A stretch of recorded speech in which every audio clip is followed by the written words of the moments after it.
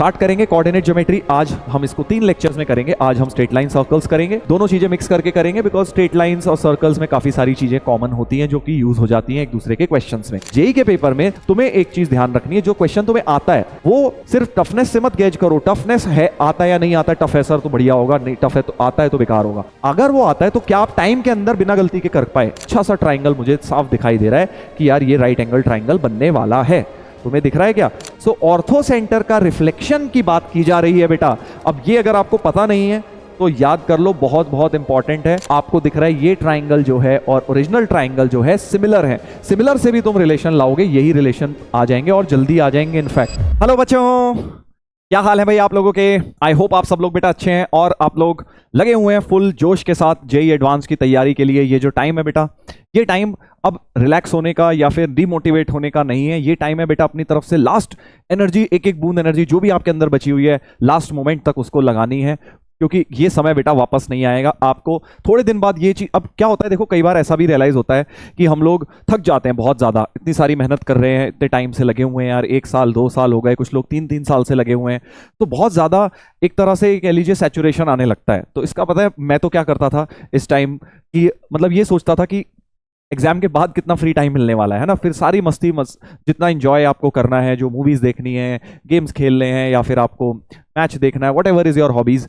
बहुत सारा बेटा टाइम मिलेगा आपको जो आपका जेईई का पेपर हो जाएगा उसके बाद, है ना। तो गुड 2 महीने का टाइम होता है, क्योंकि कॉलेजेस वगैरह शुरू होते हैं जुलाई एंड अगस्त स्टार्टिंग में, तो बहुत सारा टाइम होता है। और इतना टाइम होता है कि आपको सही बताऊं तो ये रियलाइज होगा, ये लगेगा कि यार टाइम इतना सारा निकाले कैसे, क्योंकि पढ़ने को ज्यादा कुछ होगा नहीं। ज्यादा कुछ क्या मतलब, ऑब्वियसली अब आपकी जेईई की तैयारी खत्म हो जाएगी, तो उस टाइम बहुत फ्री टाइम होता है और फिर ये लगता है यार कुछ करने को ही नहीं है, क्योंकि इतनी ज्यादा हैबिट हो जाती है दिन में 10-10 12-12 घंटे पढ़ने की कि भाई उसके बाद ऐसा लगता है टाइम बहुत सारा बच रहा है। तो उस टाइम के बारे में सोचो और लास्ट अपना मोटिवेशन निकालिए, थोड़ा सा एफर्ट जो अपनी तरफ से बेटा बेस्ट कर सकते हो वो करने की कोशिश करो, क्योंकि लास्ट के जो 10 दिन है ना, लास्ट के जो टाइम चल रहा है, इसमें बहुत मल्टीफोल्ड रिटर्न मिल सकते हैं एग्जाम में आपको। हो सकता है आप कुछ चीजें अपनी ऐसे इस समय कैच कर लें, पढ़ लें, प्रॉब्लम सॉल्विंग ऐसे इंप्रूव कर लें जिसके सिमिलर पैटर्न पर क्वेश्चन आ जाए, एक अपना एक पैटर्न बन जाता है, एक फ्लो बन जाता है क्वेश्चंस को सॉल्व करने का, और वो फ्लो हो सकता है आपको जेईई एडवांस के दिन भी काम आ जाए। ठीक है, अब 1-2 बातें मैंने देखी। पीएनसी प्रोबेबिलिटी मैंने आप लोगों को लास्ट टाइम करवाया था, आज हम कोऑर्डिनेट ज्योमेट्री शुरू करने वाले हैं। तो बहुत सारे बच्चे कह रहे थे सर पीएनसी हमारी वीकनेस है, कुछ बच्चों को मैंने कमेंट्स देखा कि भाई पीएनसी में सर डर लगता है, हमारा उतना स्ट्रांग नहीं है। तो देखो यार सही बताऊं तो अब वो टाइम नहीं है कि आप एक चैप्टर को बेसिक से बहुत ज्यादा स्ट्रांग कर लोगे। तो वैसे पीएनसी एंड प्रोबेबिलिटी की वेटेज बहुत ज्यादा है ना, मैंने आपको ये बात समझाई थी। बट पीएनसी में अगर तुम्हें बहुत हाई फाई लेवल की पीएनसी नहीं भी आती तो मत घबराओ, एटलीस्ट मेंस लेवल की पीएनसी पढ़ के चले जाओ, क्योंकि प्रोबेबिलिटी में भी जो नंबर ऑफ क्वेश्चन ज्यादा आते हैं ना, वो प्रोबेबिलिटी से आते हैं। और तुमने खुद देखा जो कल प्रोबेबिलिटी में मैंने तुम्हें क्वेश्चन कराए थे, 3 करवाए थे एडवांस में, उतनी कितनी पीएनसी लग गई उसमें? बहुत बेसिक लेवल की पीएनसी लगी यार, बहुत बेसिक लेवल की लगी, है ना। तो पीएनसी कहने का मतलब है बहुत हाई फाई लेवल की नहीं भी आती, कोई बात नहीं, आपको प्रोबेबिलिटी आनी चाहिए। एनसीईआरटी की प्रोबेबिलिटी तो आती है, वही कॉन्सेप्ट के ऊपर बेस्ड थ्योरम हो गई, कंडीशनल प्रोबेबिलिटी, इंडिपेंडेंट इवेंट्स और अपना प्रोबेबिलिटी डिस्ट्रीब्यूशन, रैंडम वेरिएबल, ये सब चीजें अगर आपको आती हैं तो आपको इतनी परेशान होने की जरूरत नहीं है। ठीक है, तो अगर पीएनसी नहीं आती बहुत ज्यादा हाई फाई लेवल, कोई बात नहीं यार, प्रोबेबिलिटी जरूर करो। ये नहीं कि पीएनसी नहीं आती बहुत अच्छी तो सर प्रोबेबिलिटी भी छोड़ देता हूं, वो उन दोनों में बहुत ज्यादा कोरिलेशन नहीं है। हाँ, एक आध टाइप का क्वेश्चन कोई बन जाता है, but other than that probability बिल्कुल एक सेपरेट यूनिट है। बहुत बेसिक पीएनसी भी अगर आपको आती है तो आपका उससे काम चल जाएगा। देखो मैं ये नहीं कह रहा हूं कि बिना पीएनसी पढ़े प्रोबेबिलिटी हो जाएगी, मैं कह रहा हूं बिना हाई फाई पीएनसी पढ़े आपकी प्रोबेबिलिटी अच्छी हो सकती है। ठीक है ना, तो इसलिए वो बात ध्यान रखिएगा। देखो हर चीज का सॉल्यूशन है, पॉजिटिव तरीका होता है देखने का। मैं आपको क्या सिखा रहा हूं कि यार पॉजिटिव रहो, जो प्रॉब्लम है उसका सॉल्यूशन निकालो, रादर देन प्रॉब्लम सर ये है अब हम स्टक हो गए, पीएनसी नहीं आती सर अब क्या करें, सर पीएनसी में हालत खराब। तो भाई इसका सॉल्यूशन क्या है वो देखो ना, आप तो जो मैंने बताया आपको वो करना है, दैट इज द सॉल्यूशन। दूसरी बात, अब बात है भाई कोऑर्डिनेट ज्योमेट्री शुरू करने वाले हैं। फिर से ये एक ऐसी यूनिट है, बहुत लोग इसको जो है मेंस में इग्नोर मार के जाते हैं और अब फिर आपको दिक्कतें आएंगी बेटा एडवांस्ड में, क्योंकि ये क्या है, मेंस में तो इग्नोर कर देते हो क्योंकि मेंस में और बहुत कुछ होता है तुम्हारे पास करने के लिए। एडवांस्ड में इसके क्वेश्चन सबसे ज्यादा स्कोरिंग होते हैं, जो तुम्हारे सबसे ज्यादा क्वेश्चन होने की संभावना है वो इसके ही होंगे कोऑर्डिनेट ज्योमेट्री के, क्योंकि इसके क्वेश्चन रिलेटिवली आसान आते हैं। अगर आप लास्ट ईयर एडवांस के क्वेश्चंस देखें, सर्कल का क्वेश्चन आज मैं आपको कराऊंगा, इतना मतलब हल्के लेवल का क्वेश्चन कि तुमने अगर क्लास नोट्स भी पढ़े होंगे ढंग से सर्कल्स के तो भी तुम वो एडवांस का क्वेश्चन लगा लोगे। सेम वे पैराबोला का class notes, same way ellipse का क्लास नोट्स की चीजें आई, तो ये 3 क्वेश्चंस आए थे पिछली बार मेजर जो कोऑर्डिनेट ज्योमेट्री यूज की जा रही थी जिसके अंदर। तो कहने का मतलब है तीनों बहुत ही स्कोरिंग क्वेश्चंस थे यार।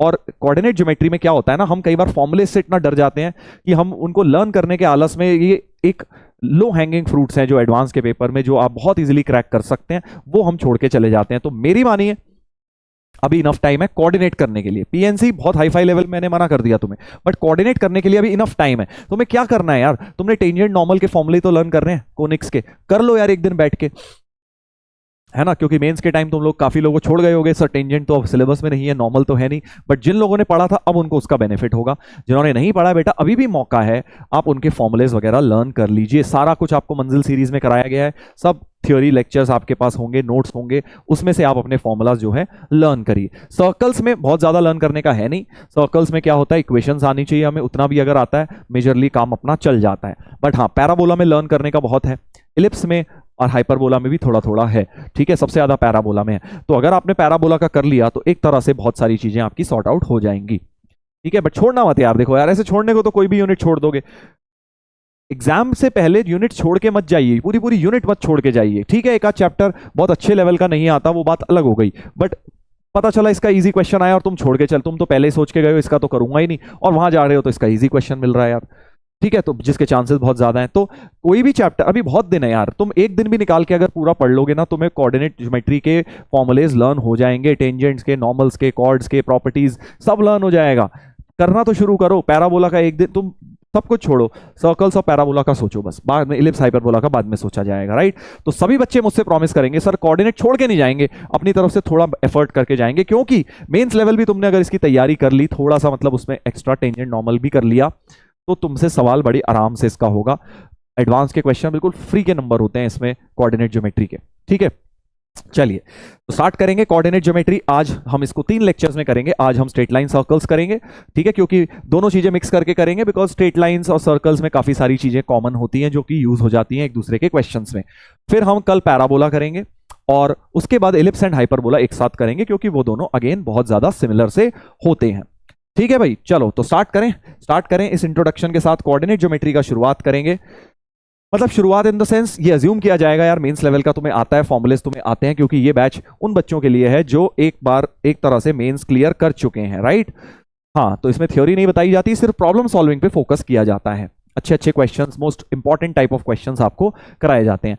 अब इसमें एक और बात बोल दूं, जैसा मैंने बताया तुम्हें कि यार क्वेश्चन इसमें इजी आते हैं, मैं देख रहा था कुछ महान लोग हैं जो इस बारे में भी ज्ञान देना चाहते हैं कि सर टफ नहीं है ये, उतना टफ नहीं लगा हमें, उतना टफ नहीं सर, और टफ कराओ, ये वाली कोई बात थोड़ी हुआ, एडवांस कर थोड़ी हुआ है। भाई तुम इस समय रेलेवेंट चीजें करनी है यार, इस बात को समझो। तुम्हें इस समय ये नहीं करना है कि बस बैठ के सर टफ से टफ क्वेश्चन करा दो, वो ही मेरे लिए बेस्ट है, वो वर्स्ट है तुम्हारे लिए, वो तुमसे एग्जाम में होने भी नहीं वाला है लास्ट के 8-10 दिन में। वेयरएज तुम्हारे लिए रेलेवेंट क्या है कि जो इजी टू मीडियम लेवल के क्वेश्चंस हैं एडवांस्ड के पॉइंट ऑफ व्यू से, वो क्वेश्चंस आप टाइम के अंदर सही करें। जैसे कि ये एक क्वेश्चन है, अगर आपको लगता है कि आपकी कोऑर्डिनेट अच्छी है तो यार कोऑर्डिनेट में इजी ही आने हैं क्वेश्चन, जरूरी है मतलब अपनी लाइफ को डिफिकल्टी बनाना है, सर मेरे को तो टफ से टफ कराओ, सर ऐसी चीज करा दो जो आउट ऑफ सिलेबस है, जिसमें मुझे मजा आ जाए। क्यों भाई, इतनी जिंदगी इतनी टफ काहे बनाना चाहता है? जो चैप्टर इजी लेवल का है, जो स्कोरिंग लेवल का है, उसके पीवाईक्यूज जब तुम करके देखोगे तो समझ जाओगे कि यार इजी लेवल के क्वेश्चन आते हैं। तो क्या आप उसके अंदर सिर्फ इतनी सी चीज नहीं कर सकते कि उसको टाइम के अंदर बिना गलती करे कर दो? ये चीज चेक कर लो ना, हर चीज को टफनेस से ही गेज करना है। मुझे कोई दिक्कत नहीं, मैं तुम्हें लाके टफ से टफ क्वेश्चन करा दूंगा, बट उससे बेटा तुम्हारा सिलेक्शन नहीं होगा, सिलेक्शन तुम्हारा इसी से होगा। हर चीज को टफनेस से मत गेज किया करिए। अब आप मैच्योर्ड हो गए हैं, आपकी तैयारी 2 साल करते हुए आपको हो गया है, अब आपको मैच्योरिटी समझ आ गया होगा कि यार एक होते हैं हाथी के दांत खाने के, एक होते हैं दिखाने के, ठीक है। तो दिखावे वाली चीजों पे अब मत जाइए। अब आपको बेटा अपनी तैयारी उस हिसाब से करनी है जिस हिसाब से जेई के पेपर में पूछा जाता है। और जेई के पेपर में तुम्हें एक चीज ध्यान रखनी है, जो क्वेश्चन तुम्हें आता है वो सिर्फ टफनेस से मत गेज करो। टफनेस है, आता है या नहीं आता है, टफ है सर तो बढ़िया होगा, नहीं टफ है तो आता है तो बेकार होगा। अगर वो आता है तो क्या आप टाइम के अंदर बिना गलती के कर पाए, वो चीज गेज करना शुरू करो। जो बात बच्चे मैच्योर्ड हैं, समझदार हैं, वो इस बात को समझ जाएंगे और वो इसका भरपूर फायदा उठाएंगे जेई में, और वही जे आईआईटी के अंदर जाएंगे। आईआईटी को ऐसे लोग नहीं चाहिए जिनके अंदर दिमाग की कमी है और जो बस टफनेस को वो कंपेयर करते हैं कि toughness is directly proportional to importance in JEE. ऐसा नहीं है, यही तो स्मार्टनेस है। जेई के पेपर में टफ क्वेश्चन आते हैं, 2-4 आएंगे मैथ्स में, 4 सवाल होंगे मुश्किल से ऐसे जो महा टफ होंगे, उसके बेसिस पे जेई निकालोगे? निकालोगे तो बचे हुए क्वेश्चंस के बेसिस पे ना, वो 4 में से कितने हो पाए उस दिन, कितने नहीं हो पाए, क्या टाइम के अंदर क्या कर पाओ, क्या नहीं सोच पाओ। उससे बेटर है भाई बचे हुए जो 20-30 क्वेश्चंस है, 35 क्वेश्चंस है, उनके बारे में सोचो ना यार। हम क्या करते हैं, उन 35 क्वेश्चन को तो इग्नोर करते हैं, फिर गलतियां करके आते हैं एग्जाम में उन्हीं में। अरे सर ये तो इजी था सर, बिल्कुल हो जाता, ये तो घर आके मैंने देखा तो बहुत आसान लगा, वहां तो मैं रीड नहीं कर पाया, मैं तो टफ वाले में स्टक रह गया। वो गलतियां मत करो यार, वो मत करो। कई बच्चे होते हैं जो मतलब बिल्कुल एक सब्जेक्ट अगर उन्होंने अच्छी तरह पढ़ लिया या कोई चैप्टर पढ़ लिया, अब इसका सवाल तो करके ही रहूंगा एग्जाम में। सपोज प्रॉबर पीएनसी बहुत पढ़ ली भाई साहब, पीएचडी कर डाली पीएनसी में, अब पीएनसी का सवाल वो कहेंगे एडवांस में तो करूंगा ही करूंगा मैं।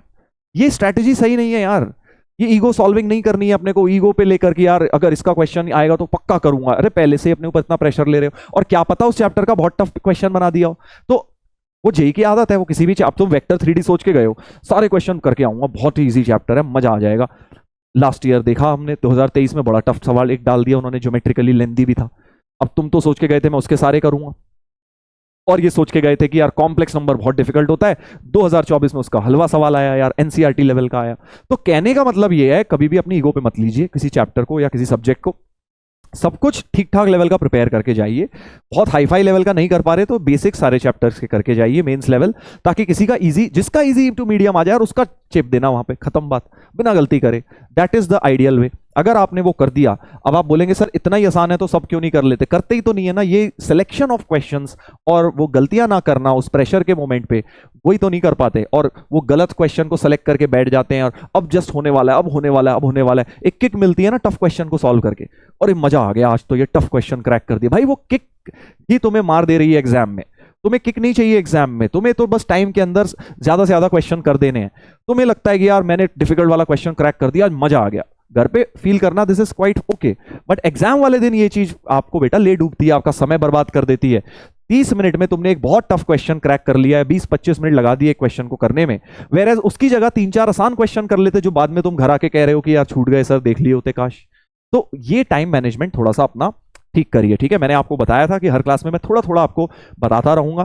कल के लेक्चर में भी मैंने आपको पेपर अटेम्प्टिंग के बारे में थोड़ी सी चीजें बताई थी। आज के लेक्चर में मैं आपको ये बता रहा हूं कि आपको ईगो प्रॉब्लम सॉल्विंग नहीं करनी है वहां पे कि भैया मेरे को ये चैप्टर कर रहा है, इसका तो कैसे नहीं होगा मुझसे, या फिर बहुत ही ज्यादा मजा आ गया एक क्वेश्चन करके। वो मजे नहीं लेने तुमने कि 15-15, 20-20 मिनट लगा के एक सवाल कर रहे हो और लास्ट में हो गया तो बड़ी उपलब्धि सी हासिल हो रही है। तुम बेवकूफ बने हो, वहां तुमने अपना खुद ही बेवकूफ बनाया है, क्योंकि उसकी जगह तुम 3-4 इजी क्वेश्चन छोड़ने वाले हो, जो तुम घर आके रोगे कि यार लास्ट के क्वेश्चन पढ़ ही नहीं पाया, टाइम ही नहीं बचा था। तो पहले इजी टू मीडियम क्वेश्चन छांट के आपको निकालने हैं, ठीक है। तो देखो क्या है, यूट्यूब पे कई बार फ्री में कुछ चीजें बतानी ऐसी लगती हैं कि यार, क्योंकि क्या होता है फ्री में कुछ चीजों की वैल्यू नहीं होती है ना। कुछ लोग जो है उन्हें लगता है सर पता नहीं क्या बातें बता रहे हैं। तो भाई देखो, ये बातें ट्राइड एंड टेस्टेड हैं, अगर तुम्हें माननी है तो मान लो। हम तो ये यही करके यहाँ तक पहुंचे हैं, ठीक है। आईआईटी हमने भी क्लियर किया है, बहुत बच्चों को बेटा बताया भी है पास्ट में, ऑफलाइन में भी ऑनलाइन में भी, किस तरह से करना है। तो जिन लोगों ने मान लिया उनको कुछ ना कुछ बेनिफिट ही हुआ है, जिन्होंने नहीं माना हो सकता है उनका भी कुछ अच्छा हो गया हो, बट अपनी स्टाइल से हुआ हो, ठीक है। तो मैं आपको वो बता सकता हूं जो मेरा एक्सपीरियंस रहा है, जो कि ट्राइड एंड टेस्टेड है। चलिए तो स्टार्ट करेंगे। अब पहला क्वेश्चन पॉज करके जल्दी से स्टार्ट करिए। Mid points of the sides of a triangle are 5, 0, 5, 12, 0, 12। Mains में ऐसा क्वेश्चन बहुत सिमिलर आ चुका है एक बार, कौन से साल मुझे याद नहीं है। हाँ, तो एक ट्राइंगल है हमारे पास जिसके मिड पॉइंट्स दिए हुए हैं, ए बी सी, ये ट्राइंगल मान लेते हैं, मिड पॉइंट्स दिए हुए हैं। तो मिड पॉइंट्स जब दिए होते हैं और ऑर्थो सेंटर पूछ लिया है, mid points of sides of a triangle are this, orthocentre of triangle ABC पूछा है। तो अब देखो एक बात हमें पता है, अगर सेंट्रॉइड पूछा होता तो सेंट्रॉइड तो same as centroid of this triangle होता है। मिड पॉइंट से जो ट्राइंगल बनता है डीईएफ और जो एबीसी है, दोनों का सेंट्रॉइड तो सेम होता है। बट भाई ने सेंट्रॉइड ना पूछ के थोड़ी सी हमारी परेशानियों को बढ़ा दिया। बट एनीवेज कोई बहुत ज्यादा भी नहीं बढ़ाया, क्योंकि ये 5, 0 है, ये 5, 12 है, और ये तुम्हारा 0, 12 है। तो मिड पॉइंट्स दिए हुए हैं, क्या मिड पॉइंट्स को यूज करके हम वर्टाइसेस नहीं निकाल सकते? बिल्कुल आराम से निकाल सकते हैं। इसको x1 y1 मान लो, इसको x2 y2 मान लो, और इसको x3 y3 मान लो, ठीक है। सर ये तो बहुत लेंदी हो जाएगा। देखो क्या होता है ना, हम कई बार कैलकुलस या अलजेब्रा के थॉट प्रोसेसेस को कोऑर्डिनेट में लगाने की कोशिश करते हैं। कोऑर्डिनेट में वेयर एज ज्यादा दिमाग का इस्तेमाल नहीं करना होता है, कोऑर्डिनेट ज्योमेट्री में कैलकुलेशन करते जाओ, आंसर पाते जाओ वाली सिचुएशन होती है।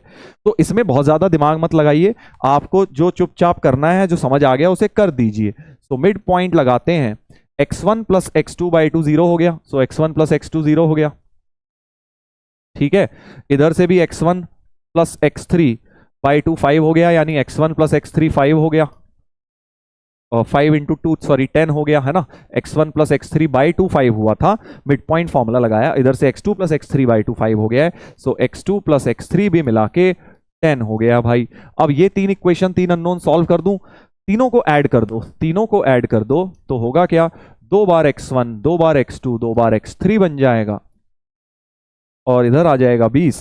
तो x1 plus x2 plus x3 तुम्हारा हो गया 10, और यहां पे अब x1 प्लस x2 को 0 डाल दो तो x3 आ गया 10, ठीक है। और x2 प्लस x3 को 10 डाल दो, अब यहां पे 10 10 कट के, तो x1 आ गया 0, एंड सिमिलरली अब आप x1 प्लस x3 को भी 10 डाल दो तो x2 भी आ गया तुम्हारा 0। तो हमारे पास x1 x2 x3 आ गए। अब जितनी देर में तुम सोचोगे अरे सर इतना लेंदी हो जाएगा, ये होगा वो होगा, इतनी देर में तो बेटा निकाल के आगे बढ़ जाएंगे लोग, ठीक है। तो इसीलिए बोल रहा हूं सोचना कम है और इसमें करना ज्यादा है। वर्टाइसेस निकालेंगे और फिर देखेंगे, बेसिकली थॉट प्रोसेस यही है, वर्टाइसेस निकालेंगे और फिर देखेंगे कोई नेचर ऑफ द ट्राइंगल शायद अच्छा सा बन जाए, क्योंकि दिख भी रहा है ये वाले 5 5 कांस्टेंट आए थे, तो ये लाइन का x कांस्टेंट होगा, इससे इसका y y कांस्टेंट, तो y कांस्टेंट, अच्छा सा ट्राइंगल मुझे साफ दिखाई दे रहा है कि यार ये राइट एंगल ट्राइंगल बनने वाला है। तुम्हें दिख रहा है क्या, क्योंकि देखो ये पैरेलल होती है इसके, ये y इक्वल टू 12 है तो ये लाइन भी y इक्वल टू 12 हो गई, तो मतलब y इक्वल टू कांस्टेंट हो गई, जो भी आएगा, ठीक है। ये line y equal to constant आ जाएगी, ठीक है, समझ रहे हो ना। और चलो इससे तो y2 y3 डायरेक्ट ही 0 आ गई, ये तो और बढ़िया ट्रिक मेथड मिल गया, देखो है कि नहीं। तो हमने क्या किया कि भाई ये वाली लाइन y इक्वल टू 12 दिख रही है और ये बेस के पैरेलल है, यानी y इक्वल टू कांस्टेंट है, यानी ये लाइन y इक्वल टू 0 होगी। सेम चीज बिल्कुल यहां लगा देते हैं, ये x इक्वल टू 5 दिख रही है तो ये भी x इक्वल टू कांस्टेंट होगी, ये लाइन x इक्वल टू 0 होगी, इसीलिए x1 x2 तुम्हारे 0 आए। तो तुम्हें एक्चुअली ये पूरी मेहनत करने की भी जरूरत नहीं थी इस क्वेश्चन में, क्योंकि बहुत अच्छी अच्छी साइड्स बन गई हैं। यही जनरल होते तो यही मेथड लगाया होता, ठीक है। तो मैं क्या बोल रहा हूं, ये करने की इस क्वेश्चन में आवश्यकता हमें नहीं है। हाँ, जनरल कोऑर्डिनेट होते तो हम यही कर लेते, अब हम डायरेक्ट ओरली लिख सकते थे सारे पॉइंट। ये अगर 0 पे है, ये 0 तो x1 x2 0, और 0 प्लस x3 बाई 2 10, तो x3 तुम्हारा डायरेक्ट 10 आ गया, देखो एक लाइन में लिख दिया हमने जो यहां आया था। सेम तरीके से अब y लिखते हैं, y2 and y3 0, y2 and y3 0, correct, y2 and y3 0, और समझ गए ना क्यों y 0 है, क्योंकि भाई y कांस्टेंट रहना था, इसका y 0 है तो y 0 ही ओवरऑल रहेगा। y2 प्लस और y1 प्लस y3 बाई 2 12 है, सो y1 प्लस y3 24 हो गया, यानी y3 तो 0 था तो y1 तुम्हारा 24 हो गया बेटा, यानी तुम्हारे तीनों वर्टाइसेस बड़े प्यार से निकल कर आ गए। ऑल्सो अब ये जो ट्राइंगल एबीसी है, ये जो ट्राइंगल एबीसी है ये राइट एंगल्ड हो गया, ये 90 बन गया, क्योंकि ये x 0 है, ये y 0 है, परपेंडिकुलर लाइंस बन गई, यानी ट्राइंगल एबीसी राइट एंगल्ड है। थोड़ी फिगर डिस्टॉर्टेड है बट ठीक है, राइट एंगल ट्राइंगल है, और राइट एंगल ट्राइंगल में यही ऑर्थो सेंटर होता है बेटा, यही ऑर्थो सेंटर होता है, यानी x0 और y0 का इंटरसेक्शन, यानी B पॉइंट सीधे x2 y2 which is 0,0 is the ortho centre. ये ऑर्थो सेंटर हो गया। सर्कम सेंटर क्या होता है, mid point of hypotenuse, mid मतलब 5,12 इसका सर्कम सेंटर हो जाता। तो बहुत ही प्यारा क्वेश्चन बन गया है, क्योंकि डेटा बहुत इजी था इसलिए ये क्वेश्चन आसान हो गया है। बट हाँ, टेढ़े मेढ़े पॉइंट्स दे देते तो आप वैसे भी निकाल सकते थे। सर इतना इजी भी आ जाएगा क्या, आता है बेटा, आता है, पहले भी आ चुका है ज्योमेट्री के ऊपर ऐसे क्वेश्चंस, आगे भी आ सकते हैं। ABCD is a parallelogram. चलिए नेक्स्ट देखते हैं एक और स्ट्रेट लाइन का question. ABCD is a parallelogram such that equation of diagonals BD and AC दिए हुए हैं। तो एक पैरेललोग्राम दिया है, एक पैरेललोग्राम दिया है लाइक दिस, ABCD, और आपको डायगोनल्स की इक्वेशन दी हुई है, डायगोनल्स AC और BD की इक्वेशंस हमें दी हुई हैं, ठीक है, समझ गए। डायगोनल्स BD एंड AC, ये वाला BD है तो BD दिया है ये वाला 4x माइनस 3y प्लस 2, और वो दिया है 5x minus 12y plus 19 equal to 0 AC। आगे बढ़ते हैं। Area of ABCD is 264। इस पूरे का एरिया 264 है। बीडी की लेंथ भी दी हुई है, अच्छा समझ रहा हूं। तो बीडी की लेंथ दी हुई है। तो अब देखो एक बात मुझे समझ आ रही है यार, एरिया ऑफ पैरेललोग्राम का एक फॉर्मूला होता है, मतलब किसी भी जनरल क्वाड्रिलेटरल का एरिया होता है हाफ d1 क्रॉस d2, है ना। पैरेललोग्राम में भी ये चीज फिट बैठ जाएगी। सो यानी half d1 d2 sine theta, half d1 d2 sine theta is the area of parallelogram. अच्छा d1 the length of the first diagonal, d1 अगर हम मान ले bd की लेंथ, तो वो हमें दी हुई है 20। तो बेसिकली हमारे पास half into 20 d2 sine theta. तो यहां से अगर मेरे पास साइन थीटा और d2 मतलब एक चीज निकल जाए तो दूसरी निकल जाएगी। साइन थीटा, थीटा क्या है, एंगल बिटवीन डायगोनल्स। तो क्या मैं एंगल बिटवीन डायगोनल्स निकाल सकता हूं? The answer is yes, because lines की स्लोप दी हुई है बेटा, तो मैं इन दोनों के बीच का एंगल निकाल सकता हूं। इसकी स्लोप क्या है, m1 है 4/3, राइट, और m2 है 5/12। तो tan थीटा का पहले फॉर्मूला लगा देता हूं, m1 minus m2 upon 1 plus m1 m2। 36 LCM ही क्रिएट कर लेते हैं, तो 12 4 जा 48 माइनस 15 अपॉन 56, राइट, सही बोल रहा हूं, हाँ सही लग रहा है। तो ये आ जाएगा कितना, ये आ जाएगा 33/56। tan थीटा आ गया 33/56। ट्राइंगल बना के साइन थीटा भी निकाल लेते हैं। तो 33/56 और इसमें अगर पाइथागोरस लगा लोगे तो हाइपोटेनस या जो भी है क्या होते हैं इसको, हाँ परपेंडिकुलर अपॉन हाइपोटेनस, हाइपोटेनस अपना ये आ जाएगा। सो h स्क्वायर हो जाएगा √33 स्क्वायर प्लस 56 स्क्वायर। करके देखो, आई थिंक अच्छा सा आ जाएगा, अच्छा सा आ जाएगा। 36 square, sorry 33 square root of 33 square, 33 square और प्लस 56 स्क्वायर 65। यार बहुत ही अच्छा सा आ गया, वेरी नाइस। हाँ वही लग रहा था मुझे 65 आएगा। पाइथागोरस ट्रिपलेट्स होते हैं बेटा 33, 56 एंड 65। तो ये 65 हो गई, यानी मेरे पास साइन थीटा आ गया 33/65। तो 10d2 33/65 इज इक्वल टू 264। यहां से बेटा अब आप d2 तो निकाल ही लेंगे, है ना। अब हम आगे क्वेश्चन देखते हैं निकालना क्या है। बट ये भी एक क्वेश्चन हो सकता था अपने आप में कि लेंथ ऑफ d2 बताओ, डायगोनल 2 बताओ, वो भी हो सकता था। अब आगे पूछा है वर्टाइसेस ऑफ पैरेललोग्राम में भी, मतलब ABCD हमें निकालना है। तो यार अब तो मजा आ गया, क्योंकि ये पॉइंट निकल जाएगा, P बोल देता हूं इस पॉइंट को, पॉइंट ऑफ इंटरसेक्शन P निकल जाएगा। और P से AC का आधा डिस्टेंस ऊपर पैरामेट्रिक, आधा डिस्टेंस इधर पैरामेट्रिक, पैरामेट्रिक कोऑर्डिनेट्स का डायरेक्ट एप्लीकेशन हो गया, राइट। ऐसे ही इससे BD डिस्टेंस का आधा इधर आधा उधर, डायरेक्ट पैरामेट्रिक लगा के मुझे दिख रहा है चारों वर्टाइसेस मेरे पास आ जाएंगे बेटा, ठीक है। तो चलिए पैरामेट्रिक का भी एप्लीकेशन दिखाता हूं आपको, पहले ये सॉल्व करते हैं। क्या ये कटता है? हाँ ये 11 से तो डिविजिबल है यार। सो 10d2, 10 इसमें से भी 5 काट दो, 2d2 इंटू 3, 11 काट दिया मैंने, और इधर हो गया 13 इज इक्वल टू, इसमें से काटेंगे अगर 11, 11 2 जा 22, 11 4 जा 44, और 6 भी कट गया, 6 4 जा 24। तो d2 आ गया 13 4 जा 52 आ रहा है भाई, d2 मेरे पास 52 आ रहा है, चेक कर लीजिए। डायगोनल 2 जो है 52 लेंथ उसकी आ गई है। ये अपने आप में एक क्वेश्चन हो सकता था, माइंड यू, इतना क्वेश्चन भी बन सकता है, राइट, पैसेज में बना के दे सकते हैं। अब बस अब तो क्या है, P के कोऑर्डिनेट निकाल लो, दोनों लाइंस को सॉल्व करते हैं। BD और AC को बेटा मिला के सॉल्व करे जाएं, BD और AC को सॉल्व करते हैं।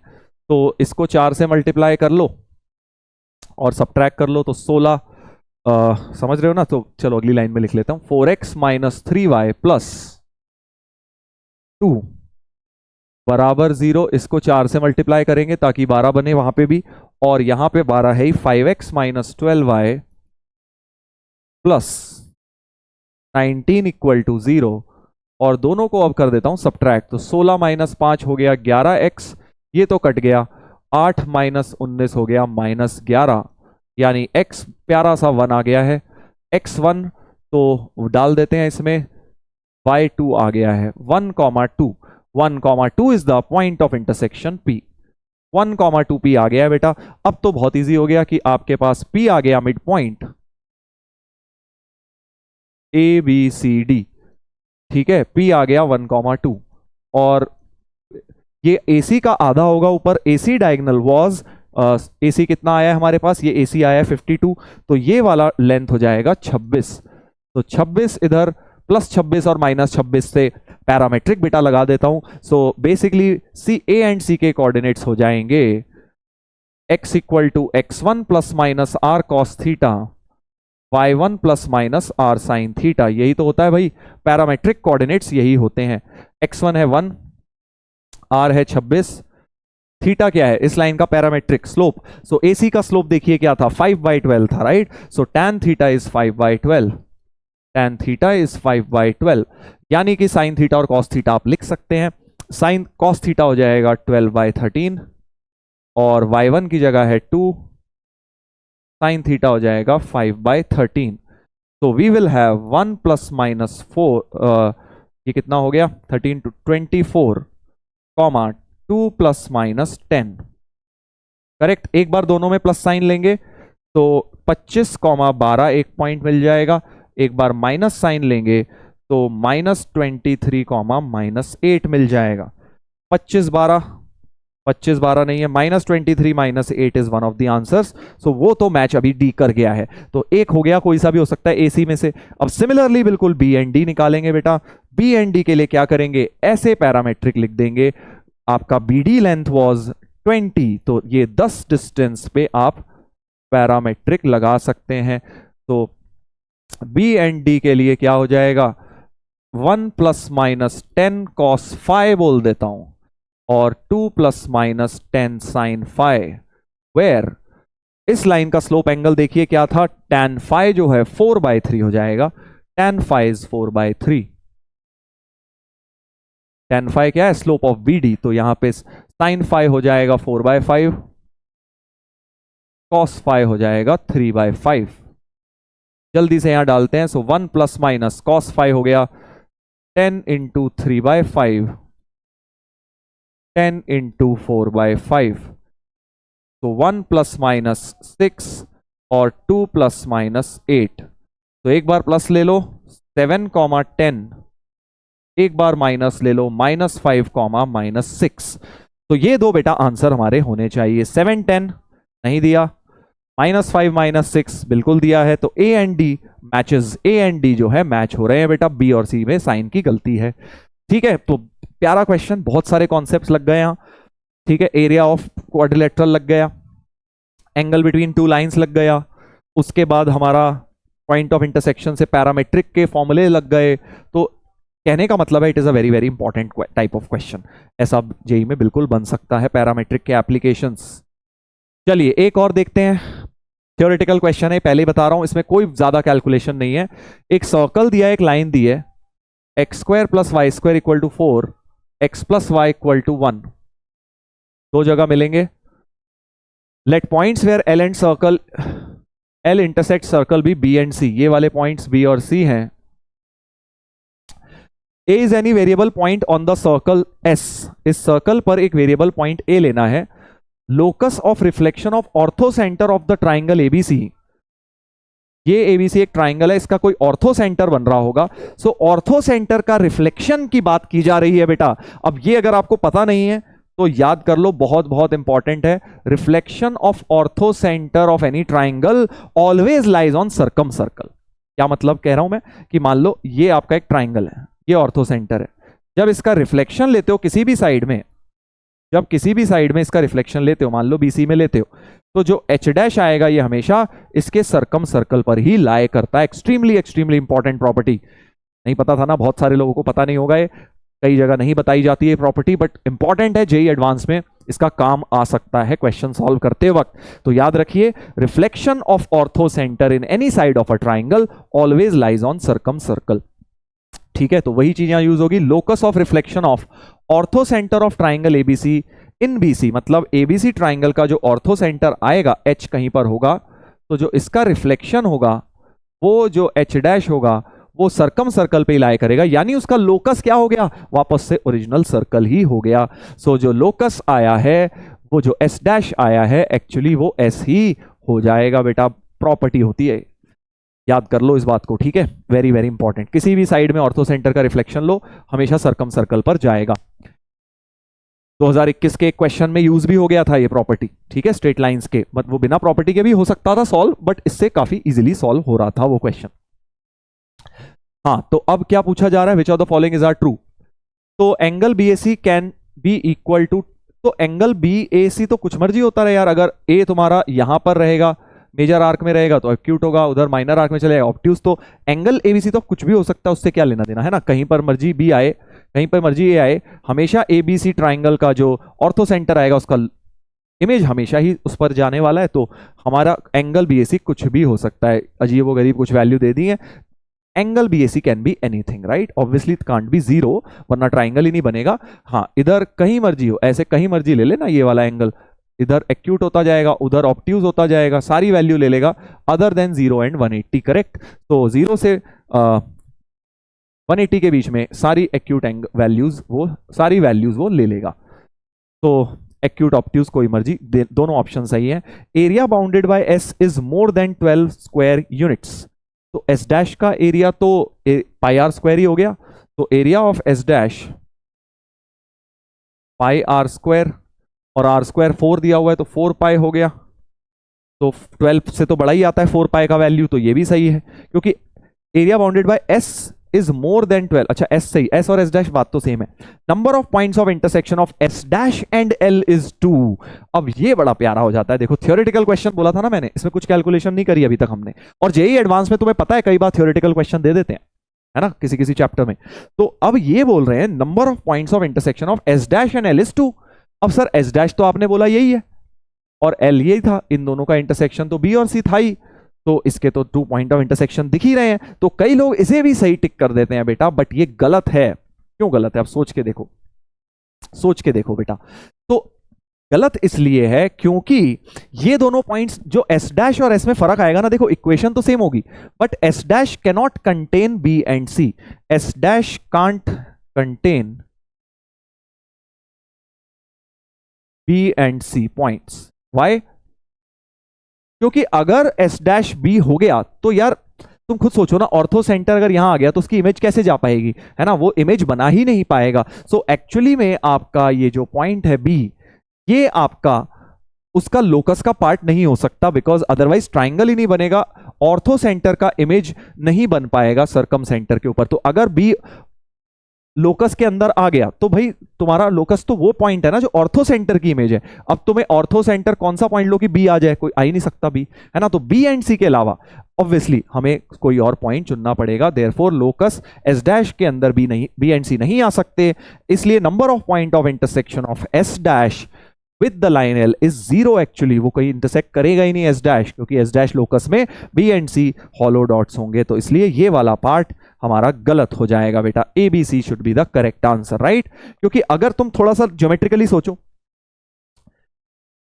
तुम्हें कह रहे हो अगर लोकस का पार्ट ये भी है तो भाई ऑर्थो सेंटर कहां आएगा, फिर ऑर्थो सेंटर की इमेज तुम कह रहे हो वो बन जाएगा, तो ऑर्थो सेंटर क्या होगा, ऑर्थो सेंटर की इमेज कैसे बन सकता है कोई वर्टेक्स, खुद ही तुम खुद सोचो, क्या अगर कोई एक ट्राइंगल है, ठीक है, इसका ऑर्थो सेंटर की इमेज कोई वर्टेक्स ही बन जाएगा, कैसे बन जाएगा, है ना, तो कोई वर्टेक्स नहीं बन सकता ऑर्थो सेंटर की इमेज, चाहे राइट एंगल्ड हो चाहे इक्विलैटरल हो, राइट एंगल में कैसे बन जाएगा, ये ऑर्थो सेंटर है, इसकी अगर इमेज लोगे किसी साइड में तो भाई कहीं और जाएगा ना वो पॉइंट, कैसे आ जाएगा, सेम पॉइंट नहीं हो सकता, जाएगा सरकम सर्कल पर ही, but it cannot be the same vertex. तो लोकस के अंदर तो वो पॉइंट्स हैं जो इमेज हो सकते हैं, तो B and C can't be image, इसलिए B and C can't be the part of locus, ठीक है, यही इसमें इंपॉर्टेंट बात थी। चलो नेक्स्ट, ब्रेन टीजर नंबर 4, एक और बड़ा अच्छा प्रॉब्लम है, वेरी गुड क्वेश्चन, जरा सा ट्राई करेंगे, क्या लिखा हुआ है, L is a straight line, फिर से एक स्ट्रेट लाइन का क्वेश्चन है, देखो पिछला भी स्ट्रेट लाइन का ही था, ऑर्थो सेंटर की प्रॉपर्टी पे था, ये सारे अभी तक मैंने आपको जो कराए हैं स्ट्रेट लाइन से रिलेटेड कुछ कुछ एप्लीकेशंस कराए हैं, एक और करा रहा हूं, ये लिखा हुआ है L plus M P X M plus P L, ये L है एक्चुअली, स्मॉल l है ये, ठीक है, तो ये एक स्ट्रेट लाइन सी दिख भी है, variable line where L M N are positive constant, तो एक काम करता हूं, L X plus M Y plus N plus P times M X plus L Y plus N, इस तरह से मैंने लाइन को लिख लिया, L1 plus lambda L2 form में लिख लिया है, ठीक है। P इज द पैरामीटर, ठीक, पैरामीटर, तो ये बेसिकली लैम्डा की तरह वर्क करेगा। ये अपनी L1 हो गई, ये L2 हो गई। फैमिली ऑफ लाइंस का क्वेश्चन दिख रहा है, L1 plus P L2 form में आ गया है, ये L1 plus P L2 form में आ गया है, ठीक है, समझ गए। तो L1 प्लस P L2, तो बेसिकली LMN क्या है, कॉन्स्टेंट्स हैं, ध्यान रखिएगा, LMN क्या है, कॉन्स्टेंट्स हैं। LMN are fixed constant, P is the variable, hence it is a family in terms of P. So LMN क्या है, fixed है। So यानी ये जो फैमिली होगी, आपको पता है फैमिली हमेशा किससे पास करती है, L1 और L2 के पॉइंट ऑफ इंटरसेक्शन से, where L1 is what, LX plus MY plus N। ये L1 थी, LX plus MY plus N, और MX plus LY plus N ये है, MX plus NY plus N तुम्हारा L2 है। सो इन दोनों का पॉइंट ऑफ इंटरसेक्शन जरा निकाल लेता हूं, वहां से फैमिली हमेशा पास करेगी। पहले तो फैमिली को सॉल्व करते हैं, फिर क्वेश्चन देखेंगे। तो सबट्रैक्ट कर देता हूं, NN कट गया, L minus MX plus M minus NY, सही बोल रहा हूं ना, एक बार जरा चेक कर लेते हैं। ML था यार, वही मेरे को लग रहा था, ML है, यहां ML है। L minus M, M minus L common आके कट जाएगा, so x equal to Y हो गया। सो यानी कि basically x equal to Y पे इसका पॉइंट ऑफ इंटरसेक्शन लाई कर रहा है। तो अब x इक्वल टू वाई वापस डाल देते हैं, सो y की जगह x डाल देते हैं, LX plus MX plus N बराबर 0। सो x की वैल्यू हो गई minus N upon L plus M। तो यानी कि, और y की भी सेम हो जाएगी, यानी जो पॉइंट ऑफ इंटरसेक्शन है minus N upon L plus M comma minus N upon L plus M बन जाएगा, minus N upon L plus M बेटा बन जाएगा, राइट। दोनों कोऑर्डिनेट सेम होंगे, y इक्वल टू x पे तो लाई करना ही है। सो this is the point of intersection of the two lines, ठीक है। फैमिली ऑफ लाइंस हमेशा इसी से पास करेगी। अब आगे बढ़ते हैं। Maximum possible distance of L from 2,2 is less then 3√2 units. अच्छा, तो अब जो वेरिएबल लाइन होगी उसका मैक्सिमम डिस्टेंस किसी एक पॉइंट से कह रहे हैं। तो देखो मैक्सिमम डिस्टेंस जो होता है, आपको एक बात पता है, जो भी वेरिएबल लाइन होती है, अगर 2,2 से मैक्सिमम वाली बनानी है, तो 2,2 से जो मैक्स डिस्टेंस पे सिचुएटेड होगी वो परपेंडिकुलर वाली लाइन होगी, QP के परपेंडिकुलर जो लाइन होगी, राइट। तुम्हें ये बात पता होनी चाहिए भाई, फैमिली का बहुत इंपॉर्टेंट कॉन्सेप्ट है कि अगर आपको एक फिक्स्ड पॉइंट से मैक्सिमम दूरी वाली लाइन चाहिए, मैक्सिमम दूरी वाली, तो that is nothing but QP के परपेंडिकुलर वाली लाइन। क्योंकि अगर तुम कह रहे हो नहीं सर ये नहीं है, जरा सी है, तो परपेंडिकुलर डिस्टेंस ये हो जाएगा, बट इस वाले से ज्यादा तो ये डिस्टेंस है, बिकॉज हाइपोटेनस है, राइट। सो एक्चुअली चाहे तुम जरा सी भी लाइन टिल्ट करोगे अगर परपेंडिकुलर पोजीशन से, सो डिस्टेंस कम होने लग जाएगा थोड़ा, और तुम्हें चाहिए मैक्सिमम डिस्टेंस। तो डी मैक्स एक्चुअली क्या हो जाएगा, आपको फर्स्ट पार्ट में क्या बोला हुआ है बेटा, maximum possible distance of L from 2√2 is less than something. तो पहले maximum possible distance of line from fixed point, तो डी मैक्स हो जाएगा PQ, डी मैक्स हो जाएगा PQ, right. PQ distance is nothing but the maximum distance. तो distance निकाल लेते हैं, ये हो गया 2 plus N by L plus M whole square, plus same ही चीज आ जाएगी, है ना, क्योंकि x और y कोऑर्डिनेट तो सेम ही है इनके भी और इसके भी। तो दिस प्लस दिस, इसका रूट ले लेंगे, ये डी मैक्स हो जाएगा, है ना। तो a square plus a square 2a square हो गया, तो यानी कि √2 times 2 plus N by L plus M, ये हमारा मैक्सिमम डिस्टेंस हो गया। डी मैक्स बेटा ये हो जाएगा, और डी मैक्स को क्या कह रहे हैं, D max must be less than 3√2। तो इसको लेस देन 3√2 रख देते हैं, √2 कट गया, तो 2 plus N by L plus M less than 3, तो N by L plus M less than 1, correct. और क्योंकि पॉजिटिव नंबर है LM, तो क्रॉस मल्टीप्लाई कर दो, N less than L plus M, तो L plus M minus N greater than 0 हो गया बेटा। L plus M minus N, L plus M minus N can be equal to, तो greater than 0 मतलब कुछ भी हो सकता है, कुछ भी हो सकता है यार। अब इसमें से तो कुछ हमें खास पता नहीं लगा, क्योंकि ग्रेटर देन 0 आया, L plus M minus N basically 0 से बड़ा आ गया, बस फर्स्ट ऑप्शन नहीं हो सकता, सो P फर्स्ट नहीं हो सकता।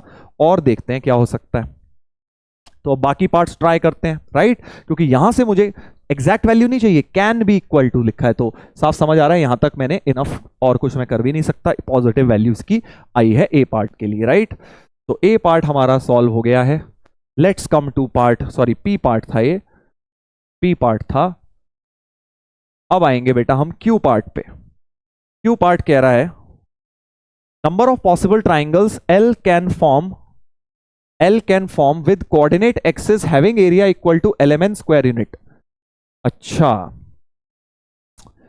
Number of possible triangles that L can form with coordinate axis having area equal to LMN and if L passes through 2,2। अच्छा, तो बेसिकली आपकी जो लाइन है वो क्या है, इस फैमिली का पार्ट भी और 2,2 से पास भी कर रही है ना? क्योंकि वो बोल रहे हैं L का पार्ट है और 2,2 से भी पास करे, मतलब they are talking about this line. तो ये लाइन तो y इक्वल टू एक्स है यार, ये लाइन तो y इक्वल टू एक्स है, देखो 2,2 भी और ये भी पॉइंट के एक्स वाई सेम है, यानी PQ की इक्वेशन क्या हो गई, y इक्वल टू एक्स हो गई। So therefore equation of required line is y equal to x। तो अब कह रहे हैं y equal to x coordinate axis के साथ एरिया फॉर्म करे, तो कोऑर्डिनेट एक्सिस पे तो एक ही जगह मिल रहा है, so area of triangle formed with coordinate axis तो 0 है। भाई दो अलग अलग जगह कोऑर्डिनेट एक्सिस से मिलती तब कुछ ना एरिया बनता ना ट्राइंगल का, but right now it is meeting at origin only, y equal to x, तो एरिया ऑफ ट्राइंगल तो 0 होगा, बट वो कह रहे हैं एरिया ऑफ ट्राइंगल LMN होना चाहिए। That's not possible because LMN तो पॉजिटिव नंबर्स थे, सो इसलिए नंबर ऑफ वैल्यूज कितनी, नंबर ऑफ पॉसिबल ट्राइंगल्स कितने हो जाएंगे, 0, यानी this matches with 1। Q matches with 1 भाई, क्यों आंसर तो हमारा आ चुका है एक्चुअली, बी पार्ट हमारा आ गया क्योंकि एक में ही क्यू मैचेस विद 1 हो रहा है, बट स्टिल कर लेते हैं आगे। Number of values of P for which L is a tangent to this circle, L is a tangent to this circle. अच्छा, तो आप क्या चाहते हो कि इस सर्कल की टेंजेंट हो जाए, सर्कल की इक्वेशन देखो अच्छी सी लिखी हुई है, X square plus Y square equal to 3n square upon l plus m whole square. अच्छा, समझ रहा हूं मैं। तो रेडियस जो मुझे दिखाई दे रहा है ना, रेडियस ऑफ दिस सर्कल दिखाई दे रहा है √3n upon l plus m, और ऐसा ही कुछ आया था अभी थोड़ी देर पहले, ये देखिए √2 ऐसा कुछ आया था ना, हाँ समझ गया। तो बेसिकली ओके, तो हमें ये बोला जा रहा है कि भाई number of values of P for which line is a tangent to this circle, मतलब बेसिकली हमारी जो लाइन है वो इस पॉइंट से पास करनी चाहिए और इसके टेंजेंट होनी चाहिए। तो अगर टेंजेंट होनी चाहिए तो डिस्टेंस तो इसके, भाई अगर आपकी लाइन इस सर्कल को टेंजेंट है तो सेंटर का यानी कि ओरिजिन का डिस्टेंस हमारी लाइन से ये होना चाहिए, ठीक है? तो हम एक काम करते हैं, जरा ओरिजिन का मैक्स डिस्टेंस देखते हैं इस फैमिली ऑफ लाइन से। हाँ देखो, क्योंकि हमारा सेंटर क्या है, origin, so let's try and figure out the, फिर से फैमिली बना ली और इस बार ओरिजिन से मैक्स डिस्टेंस देखते हैं इस फैमिली का। तो फिर से ये जो पॉइंट था बेटा -n by l plus m comma -n by l plus m, तो एक लाइन जो ओरिजिन से मैक्सिमम डिस्टेंस सिचुएटेड होगी वो ये परपेंडिकुलर वाली होगी, यानी कि ओरिजिन से मैक्सिमम डिस्टेंस इस लाइन का कितना हो सकता है, so maximum distance of line L, जो वेरिएबल लाइन L है, from origin is, distance formula लगा दो, सो ये आ जाएगा √2 times n upon l plus m, correct? यही तो आ जाएगा √2 times n upon l plus, ये क्या है, मैक्सिमम डिस्टेंस है ओरिजिन से, मैक्सिमम डिस्टेंस, इससे ज्यादा किसी लाइन का डिस्टेंस ओरिजिन से हो ही नहीं सकता। बट अगर आप चाहते हैं कि आपकी लाइन टेंजेंट बन जाए बेटा, टेंजेंट के लिए उसका ओरिजिन से डिस्टेंस कितना होना पड़ेगा, √3 टाइम्स होना पड़ जाएगा, है ना, सी पार्ट में, क्योंकि आप क्या चाहते हो कि लाइन जो है टेंजेंट बन जाए इस सर्कल के, और सर्कल का रेडियस ये है, तो सेंटर ओरिजिन है, तो ओरिजिन का डिस्टेंस तो रेडियस के बराबर होना चाहिए ना भाई। For line to be a tangent, तो आगे लिख देता हूं, for line L to be a tangent to x square plus Y square equal to 3n square upon l plus m whole square, distance of origin from line must be radius which is √3n/l+m।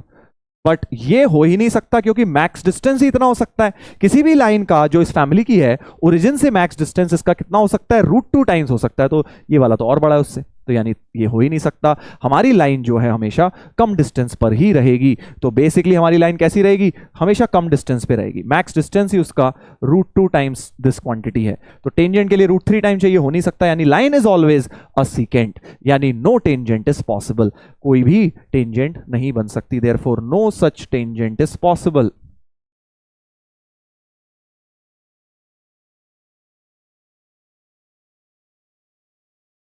ठीक है, यानी 0 tangents बनेंगी बेटा। इसका भी answer 0 होना चाहिए, इसका भी आंसर 0 होना चाहिए। R matches with 1, correct, R matches with 1 हो गया, क्लियर हो गया। इसको रिफ्रेम भी कर सकते थे कि लाइन एल इस सर्कल को कितनी जगह मिलेगी, तो ऑलवेज एट 2 पॉइंट्स ही मिलेगी क्योंकि हमेशा वो सीकेंट ही रहने वाली है बेटा। Distance between centre and line is always less than the radius. चलो आर पार्ट हो गया है, एस भी देख लेते हैं क्या है। Number of values of P for which L can be angle bisector of coordinate axis. अच्छा, तो अब एल चाहते हो आप कोऑर्डिनेट एक्सिस का एंगल बाइसेक्टर हो जाए। तो कोऑर्डिनेट एक्सिस के दो एंगल बाइसेक्टर होते हैं, y = x and y = -x, right. तो कोऑर्डिनेट एक्सिस के दो एंगल बाइसेक्टर होते हैं, y = x and y = -x। क्या ये लाइन y = -x हो सकती है? भाई y = -x तो हो ही नहीं सकती। क्यों? क्योंकि लाइन L का जो एक पॉइंट है, फिक्स्ड पॉइंट है, वो y = x पे लाई कर रहा है ना। तो अगर लाइन होगी तो यही होगी, करेक्ट, -L/m+n, -L/m+n जो पॉइंट है वो ऑलरेडी y = x पे है। ये सोच लो वो तो थर्ड क्वाड्रेंट का पॉइंट है, LMN पॉजिटिव है तो थर्ड क्वाड्रेंट का पॉइंट है। थर्ड क्वाड्रेंट है मतलब लाइन y = x ही हो सकती है। तो लाइन अगर y = x है बेटा, तो बस आपको बेसिकली इस फैमिली ऑफ लाइंस को क्या बनाना है? y = x बनाना है। y = x मतलब बेसिकली इसकी स्लोप 1 रखनी है यार, पॉइंट तो पहले से ही y = x पे है। तो इस लाइन की स्लोप जरा उठा के देख लो, minus coefficient of x upon coefficient of y। तो फैमिली का वो मेंबर निकालना है जिसका स्लोप 1 है। तो स्लोप का फॉर्मूला होता है minus coefficient of x L+pm upon L+pm upon m+pl, m+pl equal to 1। तो -L-pm इज m+pl, तो -L+m is equal to p times L+m। L+m cut गया, सो p की वैल्यू अगर मैं -1 रख दूं, लैम्डा की वैल्यू -1 रख दूं, तो हमारी जो फैमिली ऑफ लाइंस है वो y = x बन जाएगी बेटा। Hence one such member is possible, one such line is possible. Number of values of p कितनी आई? एक वैल्यू आई बेटा, यानी कि this matches with 2। So family of lines का क्वेश्चन हो गया है बेटा, s matches with 2। Very very important concept. Family के ऊपर क्वेश्चन आने के चांसेस हैं इस बार भाई, काफी दिनों से नहीं आया, काफी टाइम से नहीं आया है। Family of lines, family of circles, family of planes, 3D में भी होता है ना, वैसी उस तरह की चीजें अपनी पूछी जा सकती हैं इस बार। चलो आगे बढ़ जाते हैं। ब्रेन टीजर 4 की बढ़िया क्वेश्चन हो गया, काफी लंबा चौड़ा क्वेश्चन था। नेक्स्ट क्वेश्चन पर आते हैं बेटा। नेक्स्ट क्वेश्चन एक और बड़ा ही प्यारा क्वेश्चन, सर्कल से रिलेटेड। देखिए, consider a circle S which touches the line eight P and intercepts a cord of length 2√167 on the line this. अच्छा देखो, ये भी फैमिली का ही क्वेश्चन है, क्योंकि अगर आपको थ्योरी अच्छी तरह पता है, circle touching the line at some point, एक सर्कल है जो किसी लाइन को किसी पॉइंट पे, तो there can be infinite number of such circles जो एक लाइन को एक पॉइंट पे टच करते हैं। तो उस सर्कल की फैमिली लिख सकते हैं -5 point circle plus lambda L। So equation of S हम लिख सकते हैं, इक्वेशन ऑफ S फैमिली से लिख सकता हूं बेटा, इजी पड़ जाएगा फैमिली से। Plus lambda times 3x plus 4y -5 = 0, right. बहुत इंपॉर्टेंट केस है फैमिली ऑफ सर्कल्स का। Family of circle touching a given line at a given point. तो अब इसको जरा अच्छी तरह लिखते हैं, x² + y² plus 10x minus 10y plus 50 हो गया है 25 plus 3 lambda x plus 4 lambda y -5 lambda, तो x square plus Y square plus x times 3 lambda plus 10 plus 2y times 2 lambda -5 plus 50 -5 lambda बराबर 0। This is your family of circles. Family of circles हो गया है बेटा। अब lambda निकालने को कुछ दिया है, intercepts a cord of length this on the line this. अच्छा, तो एक नई लाइन पर ये लैम्डा निकालने को दिया हुआ है कि ये जो सर्कल है एक नई लाइन पर कुछ कॉर्ड लेंथ इंटरसेप्ट कर रहा है। तो कॉर्ड लेंथ के लिए पहला काम क्या करते हैं, सेंटर का परपेंडिकुलर डिस्टेंस निकालते हैं। सेंटर नोटिस करो, सेंटर क्या है, माइनस कोफिशिएंट ऑफ एक्स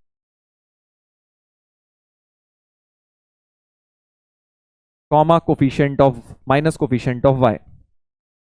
तो इस पॉइंट का पहले परपेंडिकुलर डिस्टेंस cm निकाल लेता हूं, cm डिस्टेंस फाइंड आउट कर लेता हूं। तो cm हो जाएगा इस पॉइंट का लाइन से डिस्टेंस। कैलकुलेटिव क्वेश्चन है, देखो -3, तो +3 2 लैम्डा -5 अपॉन √a² + b² यानी कि 5 हो गया बेटा। और अगर अब आप नोटिस करो इसमें तो लैम्डा ही कट गया यार, लैम्डा ही कट गया। देखो 6 लैम्डा कट गया, -20 -40/5 8, यानी ये डिस्टेंस तो फिक्स आ गया है, कोई दिक्कत नहीं है, ये डिस्टेंस फिक्स आ गया है, अच्छी बात है। और कॉर्ड लेंथ थी 2√161, तो इतनी लेंथ am हो जाएगी तुम्हारी √161 am, करेक्ट। और रेडियस निकाल लेंगे, सो बेसिकली रेडियस का स्क्वायर हो जाएगा, r² हो जाएगा। तो रेडियस स्क्वायर हो जाएगा 8² + 161 64 + 161 6 5 225। अरे वाह यार, मजा आ गया। रेडियस तो 15 बड़ा प्यारा सा आ गया है। सो रेडियस की मदद से अब मैं लैम्डा निकाल लूंगा, राइट। रेडियस की मदद से लैम्डा निकाला जा सकता है, g² + f² - c करते हुए। तो g², ये हो गया g², 3 लैम्डा +10 था, +10/2 का होल स्क्वायर प्लस f² हो गया 2 लैम्डा -5 c की वैल्यू थी तो 5 लैम्डा -50 हो जाएगा इक्वल टू 225, है ना। रूट था उधर लेके स्क्वायर कर दिया। रेडियस का मैंने फॉर्मूला लगा दिया, यहां से लैम्डा सॉल्व करते हैं। कैलकुलेटिव क्वेश्चन है भाई। तो 9 lambda square plus 100 plus 60 lambda by 4 plus 4 lambda square plus 25 minus 20 lambda plus 5 lambda -50 equal to 225। तो अगर चार को अलग अलग कर दूं, 9 lambda square by 4 plus 25 plus 15 lambda plus 4 lambda square plus 25 minus 15 lambda -50 बराबर 225। कुछ बड़ा प्यारा सा हो गया भाई। -15 लैम्डा प्लस 15 लैम्डा कैंसिल्स, और ये 25 25 50 इस 50 से भी कट गया है बेटा। बड़ा अच्छा सा आ गया यार, बड़ा अच्छा सा आ गया। देखो लैम्डा, अगर आप देखें 9 lambda square by 4 plus 4 lambda square is 225, तो 25 lambda square by 4 is 225, 25 cut गया, 9 रह गया, सो यानी लैम्डा स्क्वायर 36 हो गया बेटा। लैम्डा ±6 हो गया, लैम्डा ±6 हो गया है। चलिए, तो अब लैम्डा जो है दो वैल्यू आई, उसको रिजेक्ट करने के लिए आगे दिया हुआ है ऑल्सो -1, -1 जो है that lies inside the circle, तो उसकी पावर नेगेटिव होनी चाहिए यार। अब लैम्डा को, कितना लेंदी क्वेश्चन है, देखो लैम्डा को यहाँ डालेंगे 6, और तो इसमें एक बार डाल लेते हैं x + 5 whole square, x + 5 whole square plus y -5 whole square plus lambda times 3x + 4y, 3x + 4y -5। तो अब आप खुद सोचिए लैम्डा को क्या डालें कि -1, की पावर नेगेटिव आ जाए, -1, की पावर नेगेटिव आ जाए। देखो -1 इसमें डालूंगा तो पॉजिटिव ही रहेगा। ओरली सोचना है, कैलकुलेशन की जरूरत नहीं है, ये तो पॉजिटिव ही रहेगा। बेसिकली अब नेगेटिव चाहिए अगर पावर, तो ये टर्म नेगेटिव बहुत ज्यादा होनी चाहिए। तो लैम्डा को अगर मैं अब 6 रख दूंगा, -6 अगर रख दिया सोचो तो ये भी माइनस आएगा क्योंकि -1 इसमें डालूंगा नेगेटिव आएगा, और अगर लैम्डा नेगेटिव रख दिया सो नेगेटिव इंटू नेगेटिव तो पॉजिटिव हो जाएगा। यानी कि साफ समझ आ रहा है कि मुझे लैम्डा को +6 ही रखना है, लैम्डा को इसकी पावर नेगेटिव होनी चाहिए, देयरफॉर लैम्डा इज +6 ओनली। ठीक है, आप रख के देख लीजिए, आपको समझ आ जाएगा, पूरी पावर नेगेटिव ही आएगी। सो लैम्डा को +6 रख लेता हूं।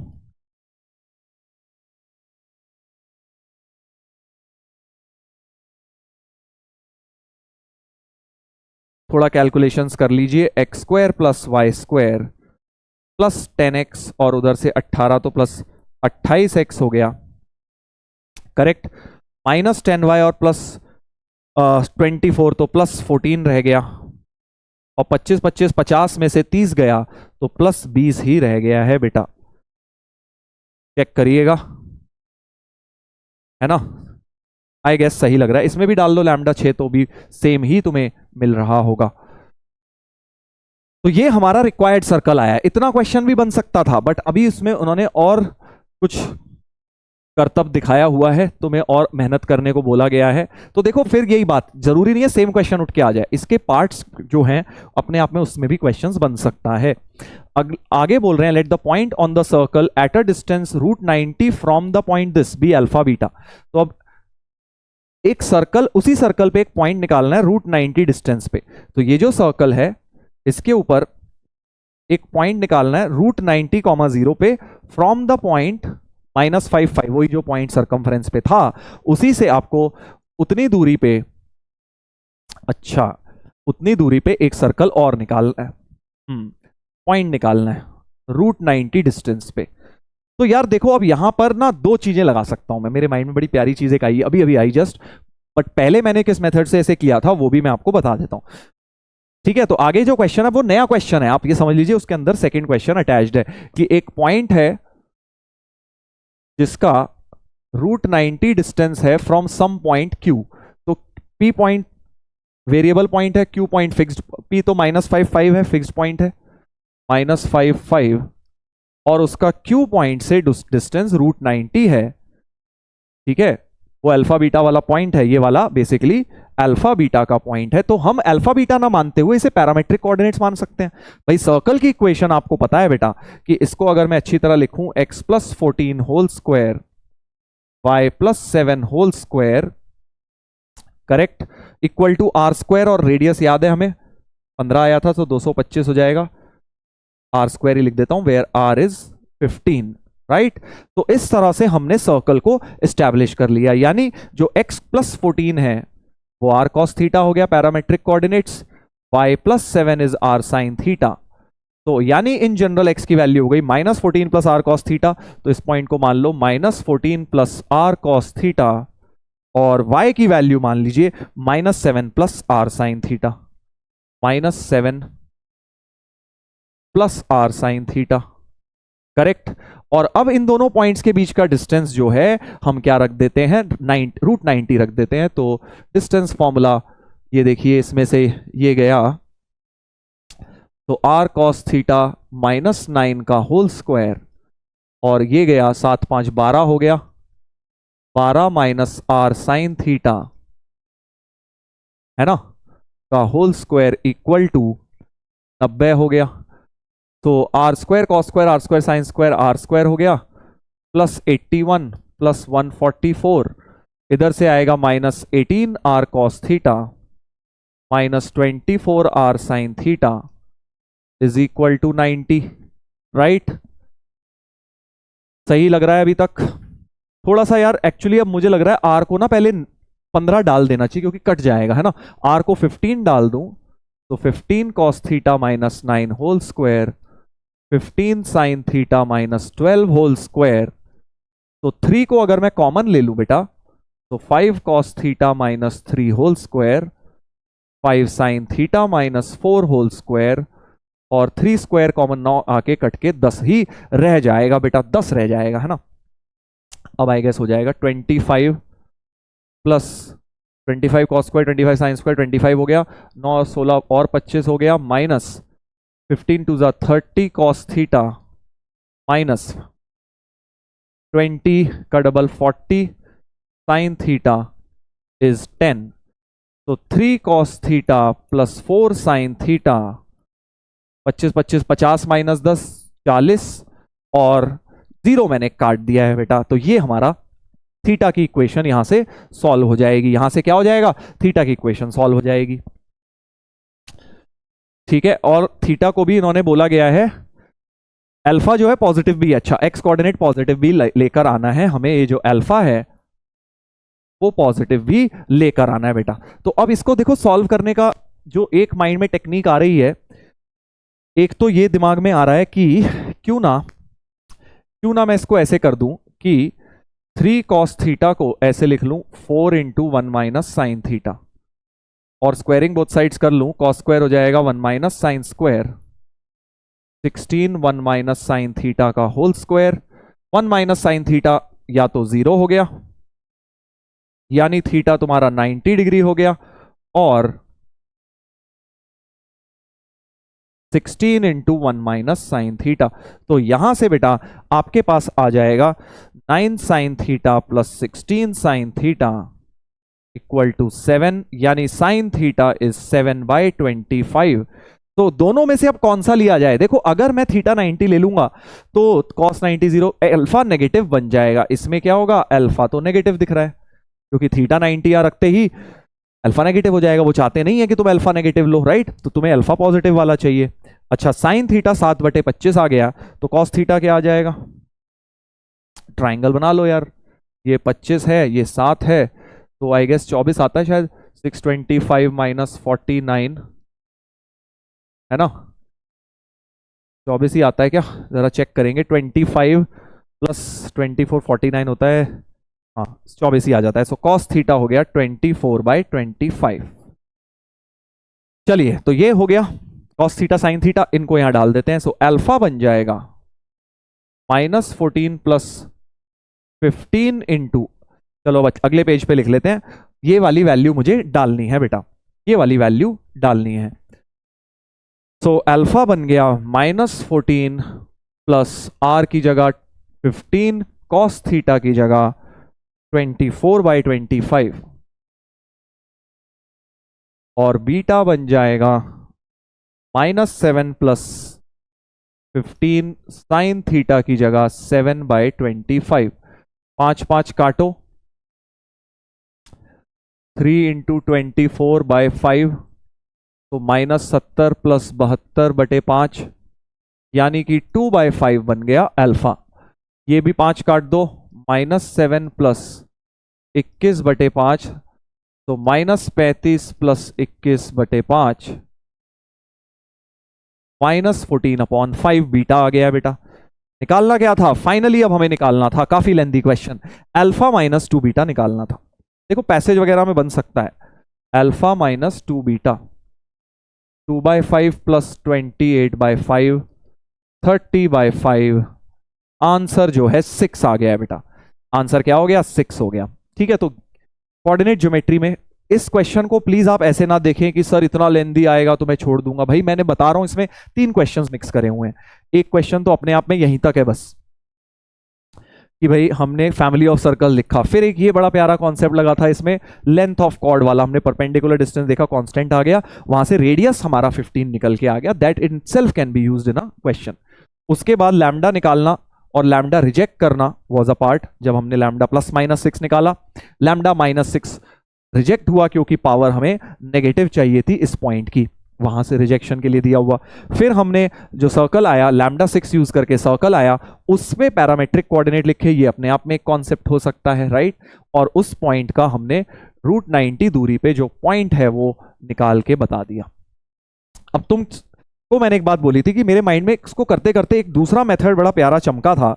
आप लोगों ने क्लास में एक क्वेश्चन करा होगा कि अगर एक सर्कल है उसमें एक पॉइंट है, ये पॉइंट है ना, ठीक है, -5 पॉइंट है, उससे d दूरी पर अगर हमने एक सर्कल लिखा है तो इस लाइन की इक्वेशन डायरेक्टली निकाली हुई होगी तुमने, सबके नोट्स में ये वाला क्वेश्चन होगा अगर अच्छे लेवल पे आपने एडवांस में पढ़ा हुआ है, कि एक P पॉइंट है x1 y1 on the circumference of a circle वहां पे x square plus Y square equal to a square पे निकलवाया था तुम्हें, और इस लाइन की इक्वेशन डायरेक्ट निकाल ली थी।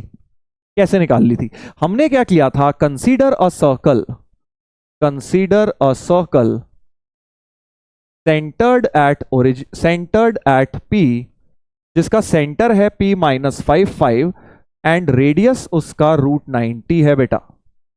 तो जो वो सर्कल होगा, basically this centre and this has radius, तो वो जो सर्कल होगा वो इन दोनों ही पॉइंट से पास करेगा, क्योंकि वो सेंटर माना है आपने और वो रेडियस। तो एक्चुअली सर्कल तुम्हारा, मतलब थोड़ी जगह कम पड़ गई है, इस तरह से चले जाएगा कि सेंटर P और वो रेडियस तो दोनों से ही ऊपर तक चले जाएगा, दोनों से ही पास करेगा, बिकॉज दिस इज रेडियस और ये दोनों ही रेडियस है, तो दोनों रेडियस है, इन दोनों पॉइंट से वो लाल वाला सर्कल, ये लाल वाला सर्कल पास करेगा। सो रेड सर्कल की इक्वेशन जो हो जाएगी S2 बोल देता हूं उसे, वो हो जाएगी x plus 5 whole square y minus 5 whole square equal to 90।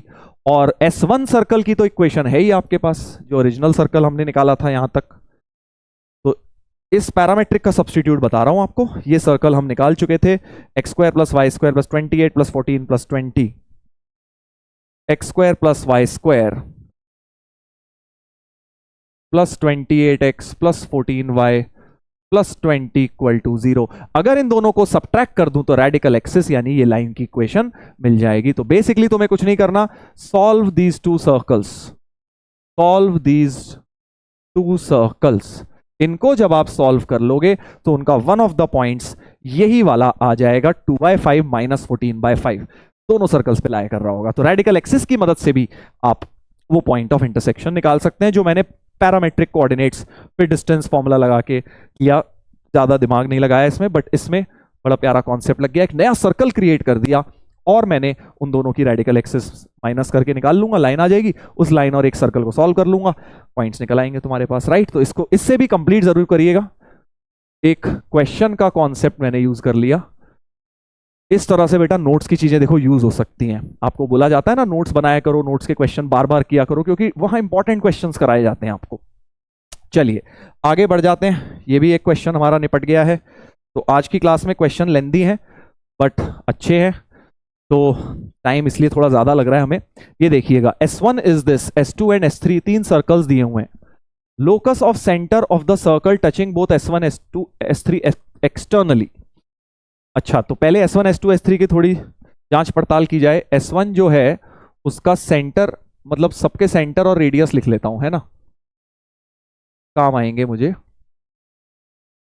पहले मैंने S1 सर्कल का लिख लिया, सेंटर है 1,1, रेडियस 1 ही आ जाएगा। S2 का सेंटर है 0 0, रेडियस 3 है, और S3 का सेंटर है 3√2 3√2 और radius g square plus f square 18 18 36 minus 27, तो 9 का रूट यानी रेडियस इसका भी 3 आ गया। तो ये S1 S2 S3 की एनालिसिस हो गई भाई। ठीक है, ठीक है भाई, S1 S2 S3। अब बोल रहे हैं locus of centre of a circle touching S1 S3 externally. अब ये वाला तो तुमने किया हुआ है यार, क्लास में फिर से ये क्वेश्चन किया होगा कि अगर दो सर्कल्स को एक्सटर्नली टच करने वाला एक सर्कल चाहिए, तो लेट्स ड्रॉ इट हेयर। ये है हमारा वेरिएबल सर्कल जो S1 और S3 को एक्सटर्नली टच कर रहा है।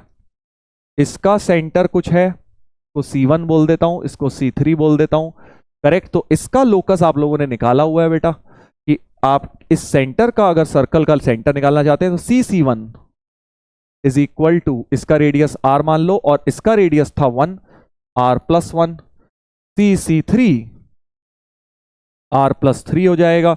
सब्ट्रैक्ट कर देंगे तो R कट जाएगा, यानी CC3 माइनस CC1 तुम्हारा 2 हो जाएगा। तो डिफरेंस ऑफ डिस्टेंसेस कांस्टेंट आ गया, डिफरेंस C का C3 से डिस्टेंस, C का C1 से डिस्टेंस का डिफरेंस कांस्टेंट आ गया, यानी लोकस हाइपरबोला होगा। और एक चीज और चेक करनी होती है कि लोकस तो हाइपरबोला होगा, बट तभी होगा क्योंकि हाइपरबोला है with C1 C3 as its focus. C1 C3 focus है, तो this distance should be greater than 2। तो क्या C3 distance, C1 C3 distance greater than 2 आ रहा है? Let's check. क्या C1 C3 distance, I think आ ही जाएगा इन दोनों के बीच का डिस्टेंस, तो 2√2 का होल स्क्वायर, 2√2 माइनस 1 का होल स्क्वायर, 3√2 माइनस 1 का होल स्क्वायर, +3√2 तो क्लियरली ग्रेटर देन दिस आ रहा है, यानी लोकस क्या है, हाइपरबोलिक है बेटा, हाइपरबोला का एक पार्ट आ जाएगा लोकस। लोकस ऑफ सी, ये क्वेश्चन क्लास में किया होगा, याद आ रहा होगा फिगर आपको। सो लोकस इसका 4 से मैच कर रहा है, 1 matches with 4। Locus of centre of circle touching both S2 and S3 externally. अब क्या करना है इस बार, S2 और S3 को टच करना है, तो भाई S2 और S3 में अब यहां पे बस S2 S3 आ जाएंगे। फर्क क्या हो जाएगा कि CC2 हो जाएगा वो, और वो R+3 हो जाएगा क्योंकि C2 का भी रेडियस 3 था, और CC3 भी R+3 हो जाएगा, यानी CC2 इक्वल टू CC3, यानी C is a point which is moving such that it is equidistant from C2 and C3।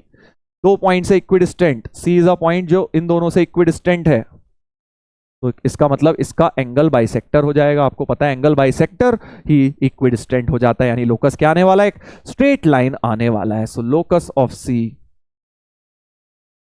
Is a straight line, straight line हो गया है बेटा लोकस ऑफ सी।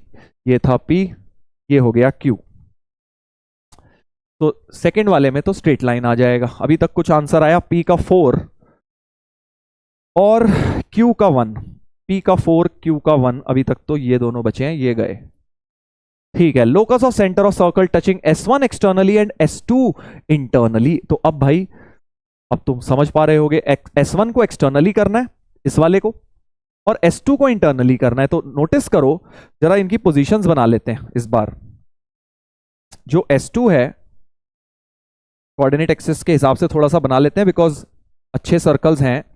S2 जो है उसका सेंटर ओरिजिन रेडियस 3 है, centre origin radius 3 है, और वो भाई साहब बहुत छोटे से हैं, उनका सेंटर 1,1 और रेडियस भी 1 ही है। तो ये तुम्हारा क्या हो जाएगा, एक तरह से S1 हो जाएगा बेटा, ठीक है। ये सेंटर ओरिजिन, सॉरी सेंटर जो है इसका 1,1 और रेडियस 1 है, तो इसके इंटरनली लाई कर रहा है वो कैसे लाई कर रहा है, S1 is lying completely inside S2। अब आप चाहते क्या हो, आप चाहते हो locus of centre of circle touching S1 externally, S1 कौन सा वाला था, ये, इसको एक्सटर्नली और इसको इंटरनली। तो ऐसा कोई सर्कल हो गया, ये पीले वाले सर्कल के सेंटर का लोकस चाहिए, है ना। इसको कहीं भी बना लो, यहां बना लो, यहां बना लो, क्या फर्क पड़ता है, कहीं भी बना लो। तो इसका जो सेंटर आएगा, ये था तुम्हारा C1, ये था तुम्हारा C3, ठीक है। तो CC1 इस बार क्या आने वाला है, R+1 आने वाला है, R+1, क्योंकि उसको एक्सटर्नली टच कर रहा है बेटा। और CC2 क्या आने वाला है, CC2 आने वाला है, इसका रेडियस 3 था, 3 - R आने वाला है ना, क्योंकि ये बाहर वाला ही बड़ा होगा। और अब अगर मैं दोनों को ऐड कर दूं, तो CC1 + CC2 तुम्हारा क्या आ जाएगा, 4, सम ऑफ डिस्टेंसेस कांस्टेंट आ गया, यानी लोकस क्या होने वाला है, इलिप्स। ये तो इलिप्स की डेफिनेशन है, तो locus of C is ellipse. But एक चीज चेक करनी आवश्यकता है भाई, इलिप्स तो तभी होगा जब डिस्टेंस बिटवीन फोकस लेस होना चाहिए 4 से। So let's check distance between centres. तो C1 C2 डिस्टेंस क्या है, 1,1 और 0 0 में डिस्टेंस √2 है, which is less then 4, hence बिल्कुल सही है, लोकस हमारा इलिप्स हो गया। उसमें भी कंडीशंस बना सकते थे बाय द वे, है ना, तो वैसी कंडीशंस भी बन सकती थी, बट अभी के लिए लोकस एक इलिप्स ही बन जाएगा। So this matches with 3, R matches, अरे यार R तो 3 था, चलो हम तो सारे सॉल्व कर रहे हैं। R मैचेस विद 3, S का आंसर निकालते ही अब पता लग जाएगा। Locus of centre of circle touching S1 and line L is, S1 और L को टच करना है। L क्या है भाई, L is a common tangent, ठीक है, मतलब कोई एक लाइन है, फिक्स लाइन है, कॉमन टेंजेंट है मतलब एक फिक्स लाइन है बेटा। तो S1 को टच करना है और L को टच करना है। तो ध्यान से देखिएगा, एक सर्कल है जिसे एक सर्कल को टच करना है और एक लाइन को टच करना है, ठीक है। अब एक्सटर्नली करेगा इंटरनली, वो फिगर से देख लेना, कोई फर्क नहीं पड़ना उससे। भाई आपके पास S1 ये है, S2 S3 की कॉमन टेंजेंट है, कहीं मर्जी कर रहा होगा, ठीक है। हमने एक रफ फिगर बना ली, इसको कलर चेंज कर लेते हैं ताकि आपको पता रहे कौन सा फिक्स्ड है कौन सा वेरिएबल है। तो ये वाला S1 है और ये फिक्स लाइन L है, ये हमारा centre of the variable circle है। लोकस किसका निकालना है? Centre of a circle touching S1 and L। First circle जिसका सेंटर 1,1 है और रेडियस 1 है, उस सर्कल को टच करना है और एक लाइन। बड़ा प्यारा क्वेश्चन है, 2006 में ये कॉन्सेप्ट यूज हो चुका है एडवांस्ड में, जो मैं तुम्हें अब बताने जा रहा हूं।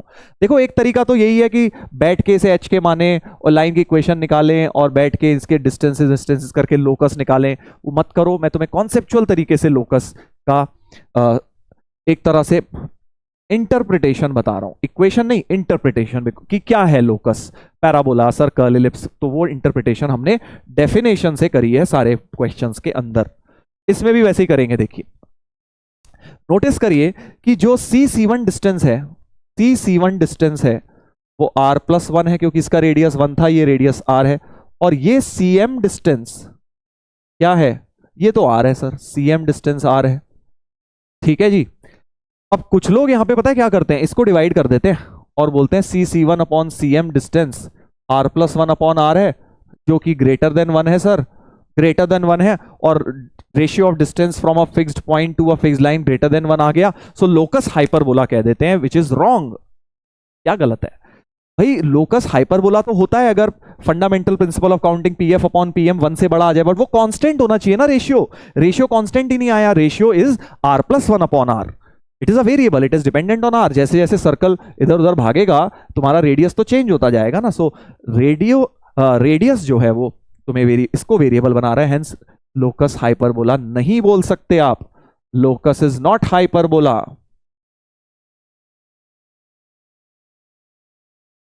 यार अब ये सब चीजें कितने लोगों को सेंस बना रही हैं मुझे आई रियली डोंट नो, क्योंकि अगर कोई बच्चे ऐसे होंगे जो देख रहे हैं वीडियो को जिन्होंने जेईई की तैयारी ढंग से नहीं कर रखी, उन्हें ये सब समझ ही नहीं आएगा और सोचेंगे सर पता नहीं क्या बताए जा रहे हैं। तो भाई रेगुलर बैचेस में हम लाइन से चलते हैं, बट ये बैच ये अज्यूम किया जा रहा है कि आपको सर्टेन लेवल तक चीजें आती हैं, तभी आपको ये समझ आ रहा होगा बेटा, वरना आपके बहुत ऊपर से जाएंगी जिस लेवल की बातें मैं कर रहा हूँ एडवांस लेवल में प्रॉपर।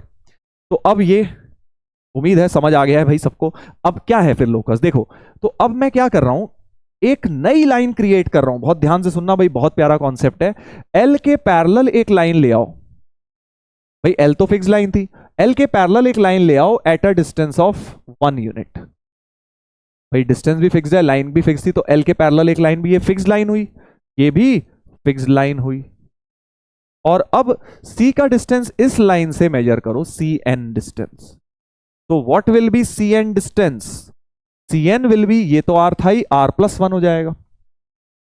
और C1 भी तुम्हारा r+1 था, दोनों को इक्वेट कर दो तो तुम्हारे पास आ गया C1 इक्वल टू CN। मतलब C एक ऐसा पॉइंट है जिसका एक फिक्स्ड पॉइंट से एंड एक फिक्स्ड लाइन से डिस्टेंस क्या आ गया? बराबर आ गया बेटा, यानी locus is a parabola. Parabola की डेफिनेशन तो यही होती है ना। So therefore locus of C is parabola. Mixed coordinate कर दिया है मैंने पूरा, ठीक है। तो पैराबोला हो गया लोकस, क्योंकि फिक्स पॉइंट से और फिक्स लाइन से दूरी बराबर आ गई, ये उसका फोकस हो गया पैराबोला का। ये वाली लाइन डायरेक्ट्रिक्स हो गई, ये नहीं, वो टेंजेंट के पैरेलल 1 यूनिट दूरी पर जो एक नई लाइन बनाई थी वो हो गई, ठीक है। तो ये 2006 के पेपर में आया था ये क्वेश्चन, मैट्रिक्स में। इसी तरह से मैट्रिक्स मैच में मैंने जिस साल दिया था, छोड़ दिया था मैंने, टाइम ही नहीं था इतना सोचने का। तो उसके पहले तक ये कॉन्सेप्ट मतलब अज्ञात कॉन्सेप्ट था, बट उसके बाद से जो है टीचर्स इसको पढ़ाने लगे। हमें किसी ने नहीं बताई थी ये सब बातें, बट आपको मैंने बता दिया है, क्योंकि एक बार जेईई में आ चुका है, मतलब दोबारा सिमिलर चीज बन सकती है। चलिए अब एक मैं आपको होमवर्क दे रहा हूं कॉमन टेंजेंट का, ठीक है जी। ये आपको खुद से करना है, क्योंकि कॉमन टेंजेंट के मैंने करा दिए आपको, तो मतलब टेंजेंट्स के करा दिए। एक कॉमन टेंजेंट का है, देखो, 2 parallel tangents with positive slopes are tangent to the circle. इसकी 2 पैरेलल टेंजेंट है और उसमें से जो L1 है वो इसकी भी टेंजेंट है, मतलब कॉमन टेंजेंट आपको निकालनी है पॉजिटिव स्लोप वाली, ठीक है। उससे कंपेयर करना है, करिएगा जरूर, अच्छा क्वेश्चन है बड़ा, मैंने किया हुआ है। आंसर इसका शायद 7 आया था, क्या आता है? हाँ 7 ही आता है, ठीक है। तो इसको आप जरूर करिएगा, प्रैक्टिस के लिए आपको करना है, राइट, प्रैक्टिस के लिए खुद से करना है। नेक्स्ट पर आते हैं, नेक्स्ट पर आते हैं। ये वैसे थोड़ा सा एसओटी का ज्यादा क्वेश्चन है, तो एसओटी में करा दूंगा ये वाला। मतलब जब हम प्रॉपर्टीज ऑफ ट्राइंगल पढ़ेंगे ना, वहां ये वाला करा दूंगा, आप ट्राई कर लीजिए, क्योंकि इसमें क्या है, देखने में ज्योमेट्री है but actually solution of triangle इसमें ज्यादा लग रहा है। चलिए एक ये वाला करते हैं, एक ये वाला करते हैं। हाँ तो ये बड़ा अच्छा क्वेश्चन है, इसको देखेंगे। AL square minus BM square plus 2DL is plus 1 where ABD are fixed real numbers such that A plus B is D square. Okay, line this touches a fixed circle. ठीक है, तो line touch कर रही है एक fix circle को। तो ध्यान से सुनिएगा मैं क्या बता रहा हूं, देखो बहुत ही प्यारा कॉन्सेप्ट है। AL square plus 2DL plus 1 is BM square. Okay, हाँ तो अब मैं देखो इसमें क्या कर रहा हूं, इधर भी BL स्क्वायर ऐड कर रहा हूं और इधर भी BL स्क्वायर ऐड कर रहा हूं। सर ऐसा क्यों कर रहे हो, अभी आपको क्लियर हो जाएगा, देखो क्यों कर रहे हैं हम लोग बेसिकली। अच्छा इधर तो L स्क्वायर कॉमन लेके A प्लस बी आ गया और इधर 2DL प्लस 1 आ गया। बेसिकली ना इधर मैं basically B times L square plus M square की टर्म लाना चाहता हूं। L square plus M square क्यों लाना चाहता हूं अभी तुम्हें बताऊंगा, एक मिनट रुक जाओ। A प्लस बी की जगह तुमने D स्क्वायर रख दिया, क्वेश्चन में गिवन है, तो D square L square plus 2DL plus 1 is B into L square plus M square. तो लेफ्ट साइड में अब बन गया परफेक्ट स्क्वायर, लेफ्ट साइड में परफेक्ट स्क्वायर बनाना है और राइट साइड में something L square plus M square लेना है। क्यों लेना है, अब देखो अगर तुम इसको स्क्वायर रूट ले लोगे, दोनों तरफ स्क्वायर रूट ले लोगे, तो DL plus 1 upon root L square plus M square का mod equal to root B हो जाएगा।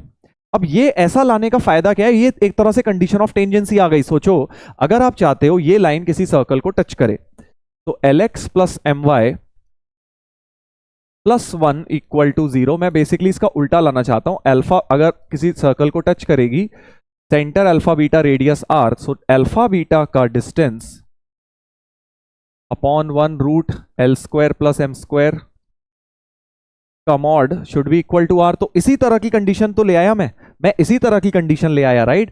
DL प्लस 1, सो आप नोटिस कर सकते हो यहां पे अगर DL लाना है, यानी अल्फा की वैल्यू क्या है, D है बेटा, अल्फा की वैल्यू है D, और DL प्लस 1 लाना है यानी बीटा की वैल्यू क्या है, 0 है बेटा। बीटा की वैल्यू हो गई 0 और रेडियस की वैल्यू कंपेयर करेंगे तो रूट बी हो गई है, रेडियस की वैल्यू रूट बी हो गई है। तो कंडीशन ऑफ टेंजेंसी का एग्जैक्ट उल्टा हो गया। जनरली क्या होता है, हमें सर्कल दिया होता है, हम ये रिलेशन लिखते हैं, बट इस बार क्या है, मुझे कि रिलेशन दिया हुआ था, इससे मैंने वो कंडीशन बना ली, वो पॉइंट निकाल लिया जो सेंटर और रेडियस होगा। सो क्लियरली ये कंडीशन ऑफ टेंजेंसी है। सो सेंटर हो गया, कंपेयर करेंगे तो सेंटर हो गया D,0 और रेडियस हो गया रूट बी।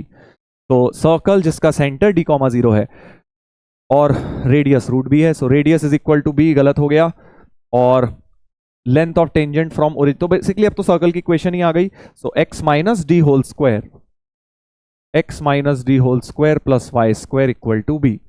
तो अब ऑप्शन चेकिंग कर लीजिए, x एक्सिस पे सेंटर है, सो x एक्सिस को तो ऑर्थोगोनली कट करेगा, x एक्सिस क्योंकि नॉर्मल है इसका, तो x एक्सिस को ऑर्थोगोनली कट कर रहा है because centre is on x axis. Radius is b, wrong, radius is root b। Length of tangent from origin is this, so origin से पावर ऑफ द पॉइंट निकाल दो, s1 हो जाएगा d square minus b। So length of tangent root s1 root d square minus b, यानी कि हमारा root d square minus b आया है, तो ये तो गलत हो गया, c गलत हो गया।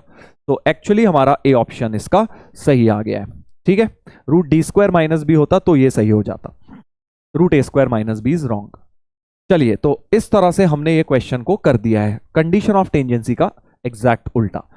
आगे बढ़ते हैं, एक दो क्वेश्चंस और सर्कल्स के करेंगे, एक और दो देखते हैं। नेक्स्ट क्वेश्चन क्या है, a point P inside the circle such that distance of P from the centre of the circle is this. अच्छा ठीक है, मतलब जनरल सर्कल देखने की कोशिश करी गई है। Distance of P from centre of the circle is root 33,0। If AB chord AB to the circle passes through P such that AP, एक बार फिगर बना लेते हैं ना, तो बोल रहे हैं distance of P from centre of the circle, ठीक है, सेंटर होगा कहीं इसका P से, P एक पॉइंट है और AB chord है, P इसी पर लाई कर रहा है, ठीक है। If chord AB on the circle passes through P such that AP is 2, AP is 2 और BP is 8, ये डिस्टेंसेस हमें 2 and 8 दिए हुए हैं और ये डिस्टेंस हमें √33 दिया है। बेसिकली डिस्टेंसेस दे रखे हैं, देन आपको बेसिकली रेडियस वगैरह बताना है। तो देखो अब जान के ना उन्होंने हमें कंफ्यूज करना चाहा है ये जनरल सर्कल देके।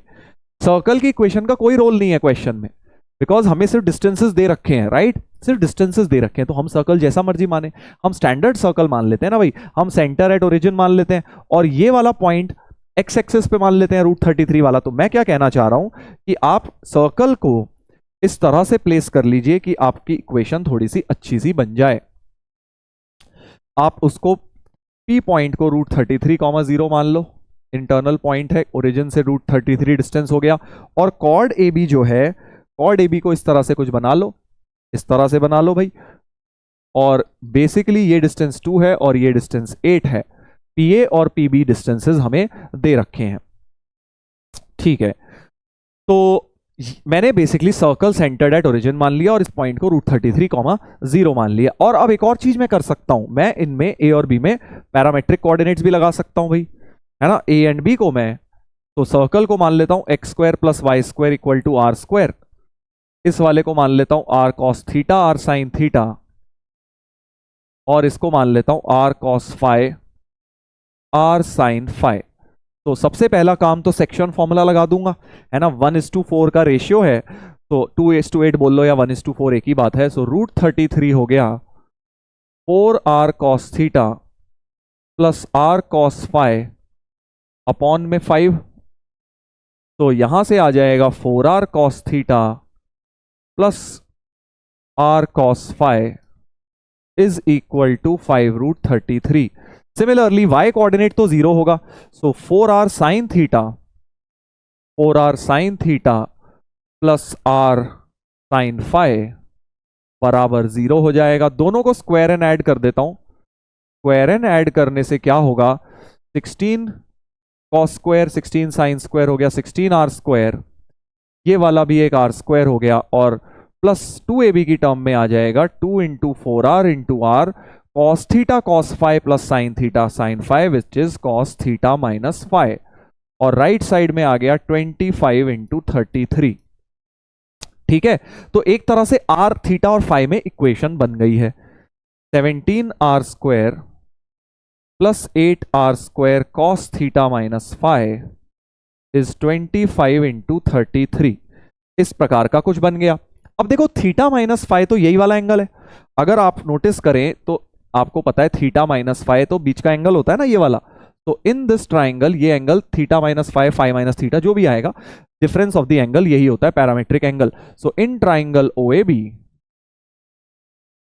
cos थीटा माइनस phi, देखो कोसाइन रूल लगा रहा हूं इस ट्राइंगल में, ये रेडियस r है ये भी r है, सो r² प्लस r², और ये डिस्टेंस 10 है, पूरी कॉर्ड का लेंथ 10² अपॉन 2rr।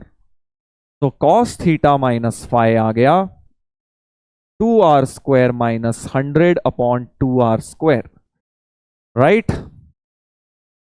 तो 2 भी काट सकते हो एक्चुअली, सो r² माइनस 50 अपॉन r² आ गया है cos की वैल्यू, ये यहां पे पुट कर दीजिए।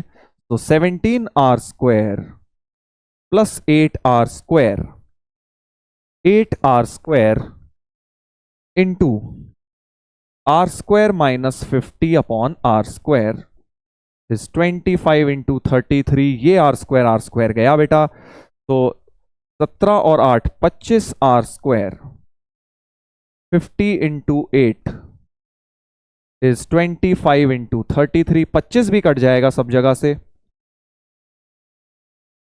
तो r² हो गया 16 प्लस 33 विच इज 49, यानी रेडियस की वैल्यू क्या आ गई, 7 आ गई। बड़ा प्यारा क्वेश्चन हो गया, बेसिक फंडामेंटल्स पैरामेट्रिक कोऑर्डिनेट्स के ऊपर बेस्ड। ठीक है, सो रेडियस 7 हो गया, एक ऑप्शन तो आ गया। Radius of the circle is 7। Angle subtended bye AB at the centre of the circle is obtuse angle या एक्यूट। सो एंगल सबटेंडेड तो थीटा माइनस phi है। अब खुद सोचो अगर रेडियस 7 आया है तो क्लियरली इफ रेडियस इज 7 यानी cos theta minus phi is negative आ गया, क्योंकि यहां पे आर को 7 डालूंगा नेगेटिव आएगा, 49 माइनस 50, कॉस की वैल्यू नेगेटिव मतलब थीटा माइनस फाई क्या हो गया, ऑब्ट्यूज हो गया बेटा, ऑब्ट्यूज हो गया है, यानी कि ये ऑप्शन भी सही हो गया। Angle subtended by A B at centre is obtuse. So important चीज ये थी, एक minute, angle subtended is by A B at centre, obtuse आया है भाई हमारा, तो नेगेटिव आया ना, हाँ ऑब्ट्यूज। आई थिंक ऑप्शन में टाइपिंग मिस्टेक हो गई है, ये ए और डी होना चाहिए, ए और डी होना चाहिए। तो मैं तुम्हें ये बता रहा था कि ऐसा क्वेश्चन 2022 में आया था जहां पे डिस्टेंसेस वगैरह की बात की गई थी और हमें खुद से अज्यूम करना था सर्कल की equation centred at origin. Sir इससे जनरलिटी तो लूज हो गई, जनरलिटी लूज नहीं हुई, डिस्टेंसेस की तो बात थी भाई, आपने अपना ओरिजिन कहां शिफ्ट फिक्स किया है उससे क्या फर्क पड़ता है, डिस्टेंसेस तो सेम ही रहेंगे। तो कई बार ऐसे क्वेश्चंस में हमें सर्कल्स की इक्वेशन इंट्रोड्यूस करनी पड़ती है बेटा एडवांस में। अपना इस तरह से प्लेस कर लो circle such that easy equation हमारे पास बन जाए। चलिए, P is any point inside the triangle OAB whose vertices are this and this। तो O A एंड B बड़े अच्छे से वर्टाइसेस दिए हैं, दिख रहे हैं हमें, O तो ओरिजिन ही है, A जो है 3,0 है और B जो है 0,4 है। P1 P2 P3 भी perpendicular distance of point free P from side OA OB OC। अच्छा, P1 इस पॉइंट का कोई P पॉइंट इनसाइड है, P1 इसका डिस्टेंस है, P2 है OB का और P3 है OC का, AB का सॉरी जो भी है। तो P1 P2 एंड P3 ये परपेंडिकुलर डिस्टेंसेस हैं एक पॉइंट P के। ठीक है, तो आई गेस आपको P1 P2 P3 में एक रिलेशन सा स्टैब्लिश करना है। तो यार ये तो इजी दिख रहा है, क्योंकि अगर मैं इसको ज्वाइन कर दूं यहां से तो एरिया ऑफ ट्राइंगल POA हो जाएगा, ये लेंथ तो 3 है, ठीक है। So area of the whole triangle को एक्चुअली मैं 3 पार्ट्स में डिवाइड कर लेता हूं। एक ये वाला ट्राइंगल, ये वाला ट्राइंगल हो गया एक, राइट, एक हो गया ये वाला ट्राइंगल और एक हो गया ये वाला ट्राइंगल। इन तीनों ट्राइंगल्स के सम ऑफ एरियाज को मैं होल ट्राइंगल का एरिया लिख देता हूं। So half P1 into 3 plus half P2 into 4 plus half P3 into 5, this should be equal to half 3 into 4। पूरे ट्राइंगल का एरिया लिख दिया, हाफ हाफ कट गए, तो 3P1 plus 4P2 plus 5P3 बन गया 12। राइट में 1 रखना है, 12 से डिवाइड कर लो। So P1 by 4 P2 by 3 plus P3 by 12 by 5 equal to 1। तो अल्फा बीटा गामा आ गए हैं, alpha plus beta plus gamma हो गया 4 प्लस 3 प्लस 12 बाय 5, तो 7 प्लस 2.4 यानी कि 9.4 हमारा alpha plus beta plus gamma आ गया बेटा 9.4। ठीक है, ये तो आसान था यार, इसमें बहुत ज्यादा कोई कोऑर्डिनेट ज्योमेट्री लगी नहीं, सम ऑफ एरियाज में एस्टैब्लिश करके P1 P2 P3 में रिलेशन आ गया। Maximum value of 3P1 P2 P3 अब तुम समझ ही गए हो, यहां पे एक रिलेशन आ गया है 3P1 प्लस 4P2, तो AMGM से तुम्हारा प्रूव हो जाना चाहिए। 3P1, एक 3P1 ले लिया, एक 4P2 ले लिया, 4P2 ले लिया और एक 5P3 ले लिया।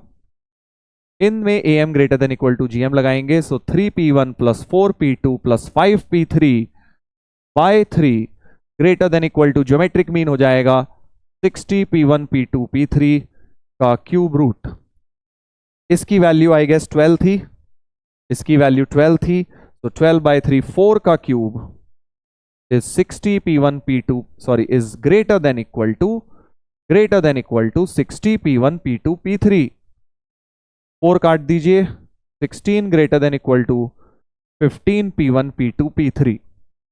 ये बोल रहे हैं 3P1 P2 P3, so 3P1 P2 P3 will always be less than equal to 16 by 5।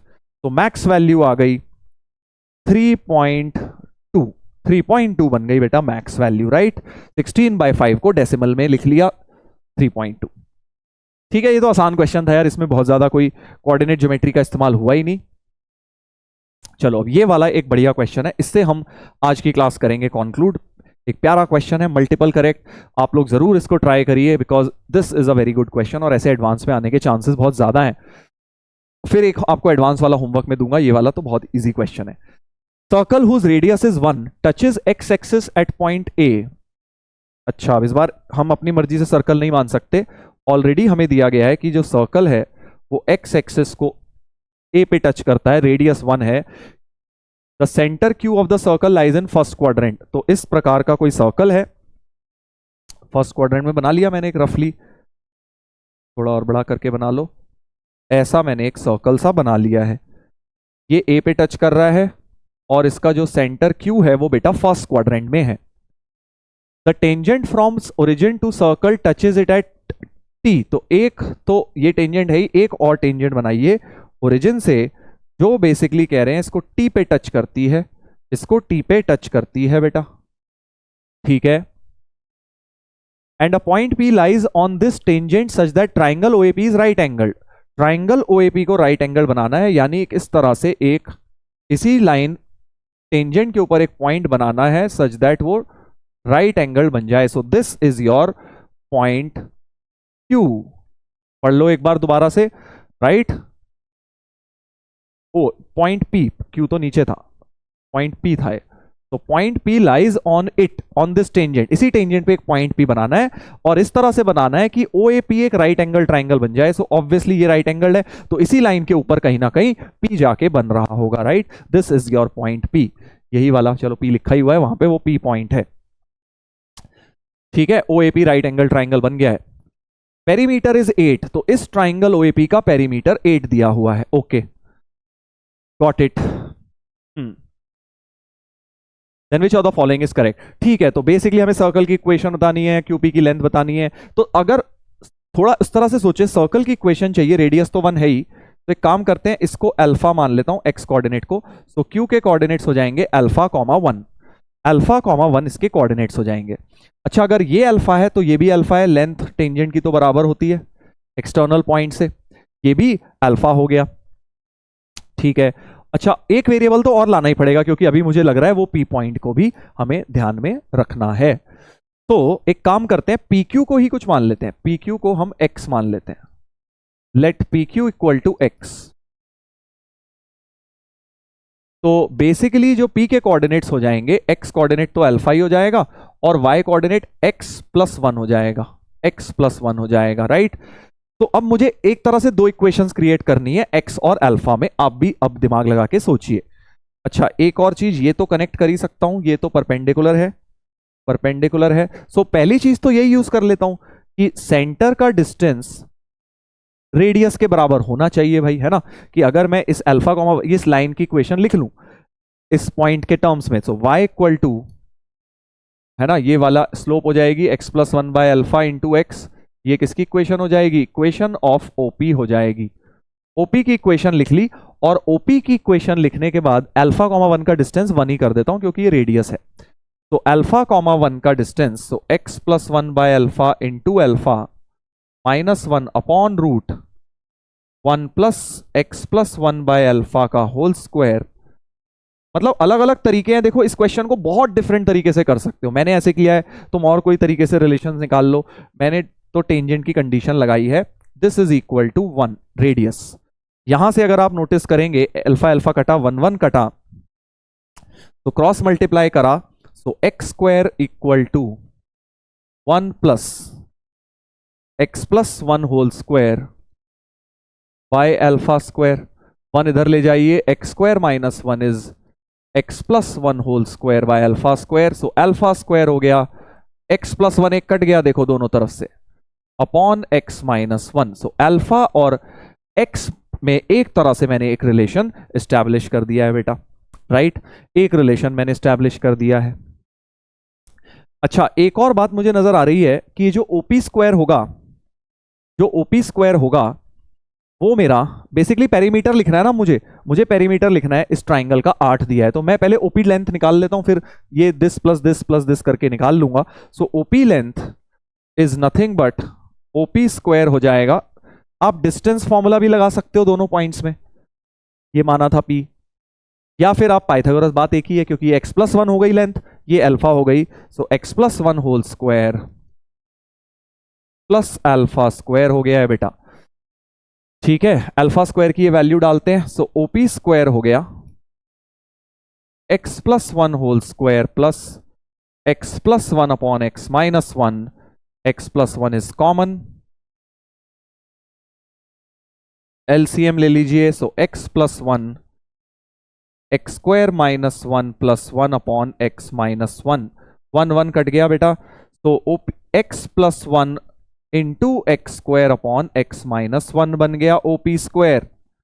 अच्छा ये चीज x plus 1 upon x minus 1 तो अल्फा स्क्वायर ही थी, तो OP स्क्वायर बन गया अल्फा स्क्वायर एक्स स्क्वायर। बड़ा प्यारा रिलेशन आ गया, OP की वैल्यू अल्फा x आ गई है। देखो ये रिलेशंस तुम ना सिमिलैरिटी ऑफ ट्राइंगल से भी ला सकते थे, यहां पे बहुत सारे ट्राइंगल सिमिलर बन सकते हैं। ये 90 है, 90 है, कॉमन एंगल है, तो आपको दिख रहा है ये ट्राइंगल जो है और ओरिजिनल ट्राइंगल जो है सिमिलर है। सिमिलर से भी तुम रिलेशन लाओगे, यही रिलेशन आ जाएंगे और जल्दी आ जाएंगे, इनफैक्ट यही रिलेशन आ जाएंगे बिल्कुल ऐसे ही। ठीक है, वो भी एक टेक्निक हो सकती है, आप ट्राई कर लीजिएगा। OP आ गया alpha x. Now let us right the perimeter OP plus x plus 1 plus alpha, तो OP plus x plus 1 plus alpha की वैल्यू 8 दी हुई है, OP है अल्फा एक्स, तो यहां से बड़ा अच्छा सा आ गया alpha plus 1 into x plus 1 becomes 8। ये दो इक्वेशंस बन चुकी हैं, first was this, second one is this. Alpha और एक्स में दो इक्वेशन बन गई हैं, इनको सॉल्व करते हैं। अब देखो एक और थोड़ी स्मार्टनेस, यहां अल्फा स्क्वायर, अब अल्फा को रखूंगा रूट की टर्म आ जाएगी, गंदी सी टर्म बन जाएगी, तो इट्स बेटर कि मैं फर्स्ट और सेकेंड में से x को एलिमिनेट करता हूं। अल्फा तो मुझे दिख रहा है यार अजीब सा अंडर रूट ले आएगा, तो एक काम करते हैं, इसमें कॉम्पोनेंडो एंड डिविडेंडो लगा के पहले मैं x निकाल लेता हूं। सो alpha square plus 1 upon alpha square minus 1 is 2x upon 2, तो x की वैल्यू आ गई alpha square plus 1 upon alpha square minus 1।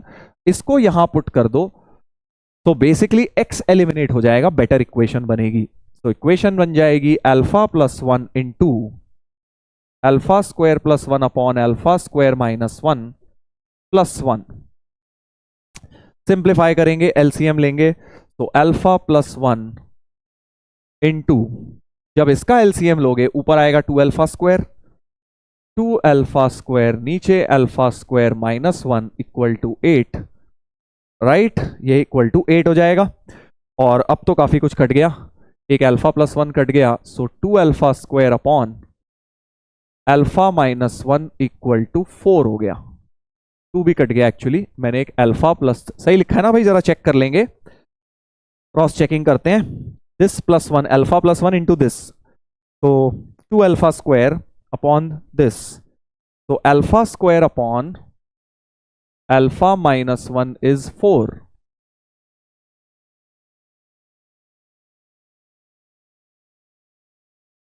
Correct, हाँ एक बार जरा चेक करते हैं, मुझे कुछ ऐसा क्यों लग रहा है मैंने जल्दबाजी में गलती करी है। Let's quickly check it again. Okay, तो alpha square plus 1 upon alpha square minus 1 was this plus this 2x upon 2, तो x की वैल्यू ये आ गई है, x की वैल्यू आ गई alpha square plus 1 upon alpha square minus 1, right. अब x plus 1 निकाला, तो इधर तो अल्फा प्लस 1 था ही, ठीक है, और उधर आया 2 अल्फा स्क्वायर,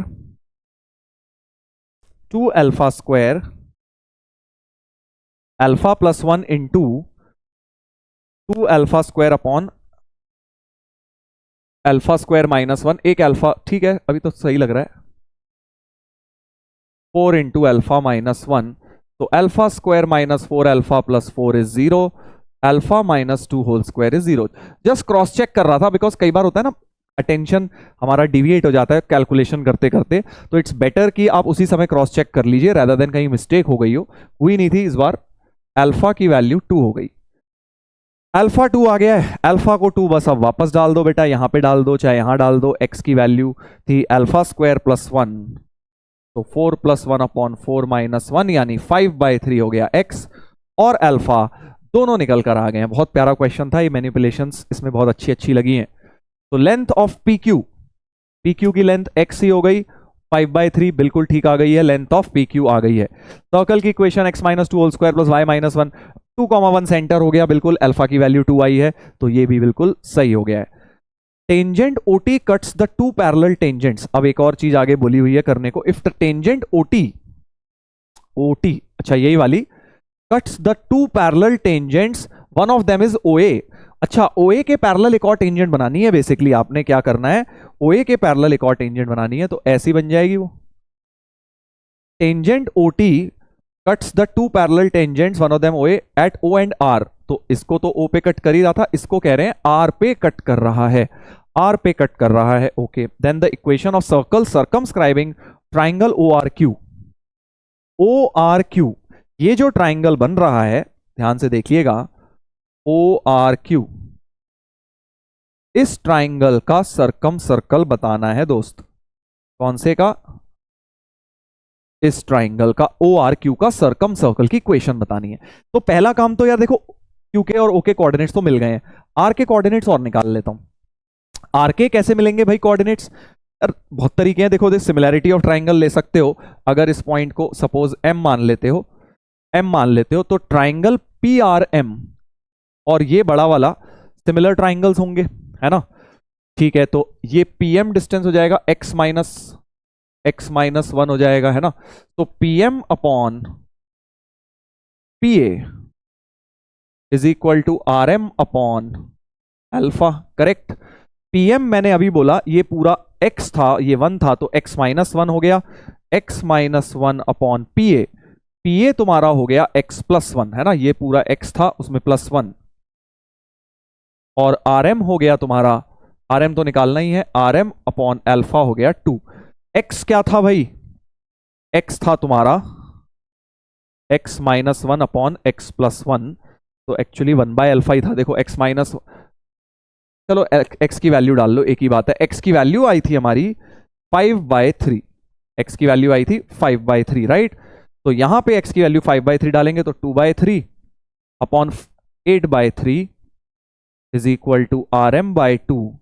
तो यहां से RM की वैल्यू बेटा आ जाएगी 1/4 RM/2, तो RM आ गया हाफ, RM क्या आ गया, हाफ आ गया बेटा, तो ये डिस्टेंस हाफ हो गया, ये अल्फा था, तो x coordinate of alpha minus half हो गया, है ना, क्योंकि ये हाफ आया है भाई, एक्स कोऑर्डिनेट तो ये है इसका, तो ये डिस्टेंस हो जाएगा, अल्फा में से हाफ माइनस कर दिया, तो कोऑर्डिनेट्स ऑफ आर, आर के कोऑर्डिनेट्स हो जाएंगे, आर के कोऑर्डिनेट्स क्या हो जाएंगे, 2 माइनस हाफ, तो एक्स कोऑर्डिनेट हो गया, और वाई कोऑर्डिनेट तो बाय द फिगर सेम ही रहेगा, यही रहेगा टोटल, है ना, 1 + 1 2 डायमीटर हो गया, ये वाई कोऑर्डिनेट हो गया आर का, सो डायमीटर यानी कि इसका y कोऑर्डिनेट 2 हो जाएगा, तो r हो गया 3/2, 2 3/2, 2 हो गया बेटा, ठीक है, 3/2, 2 हो गया।